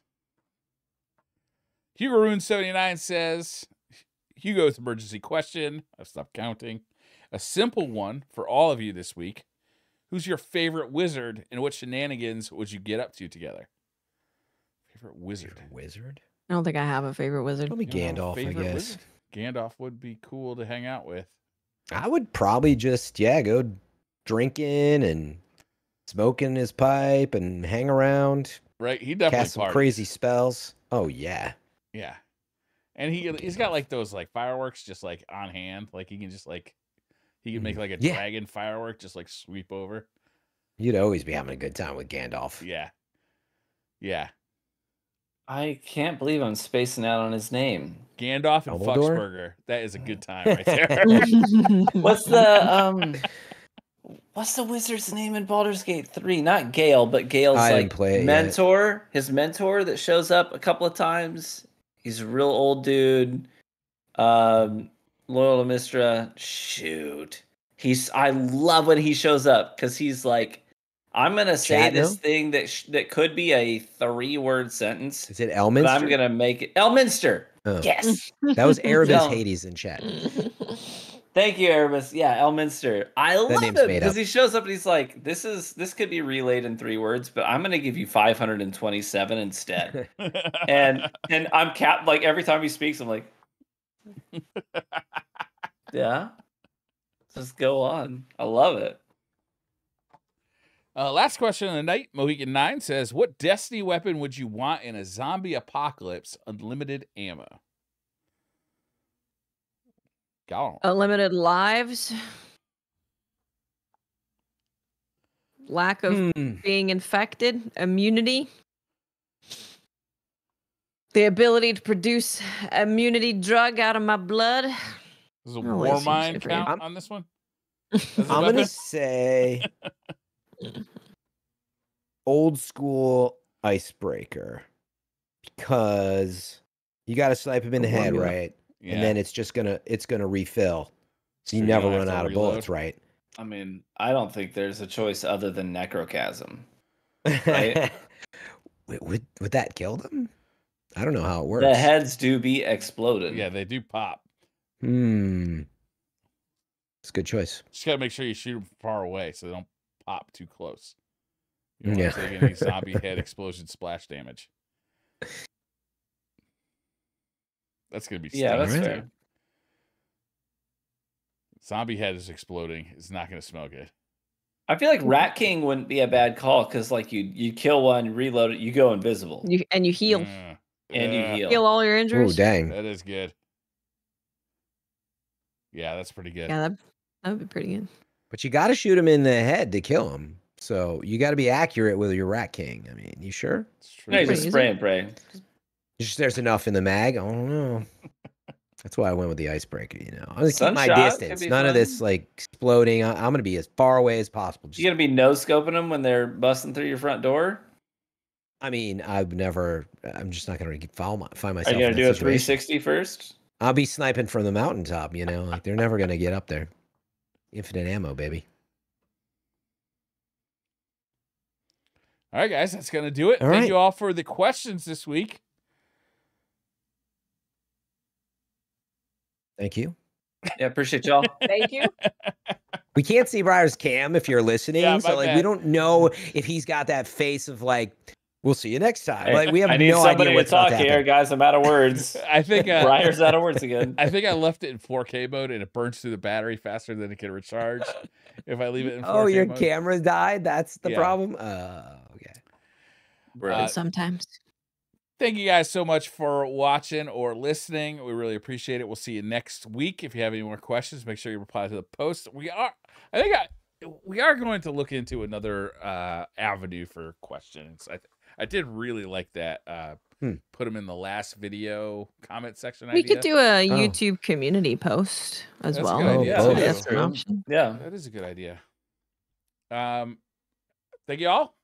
Have a wonderful Thank you so weekend. much, everybody. We'll see you next week. Stay warm. Don't fall in the ice. It's bad. Yeah. Get some fish. Don't get splash damage. Heck yeah. Bye. Bye. Bye.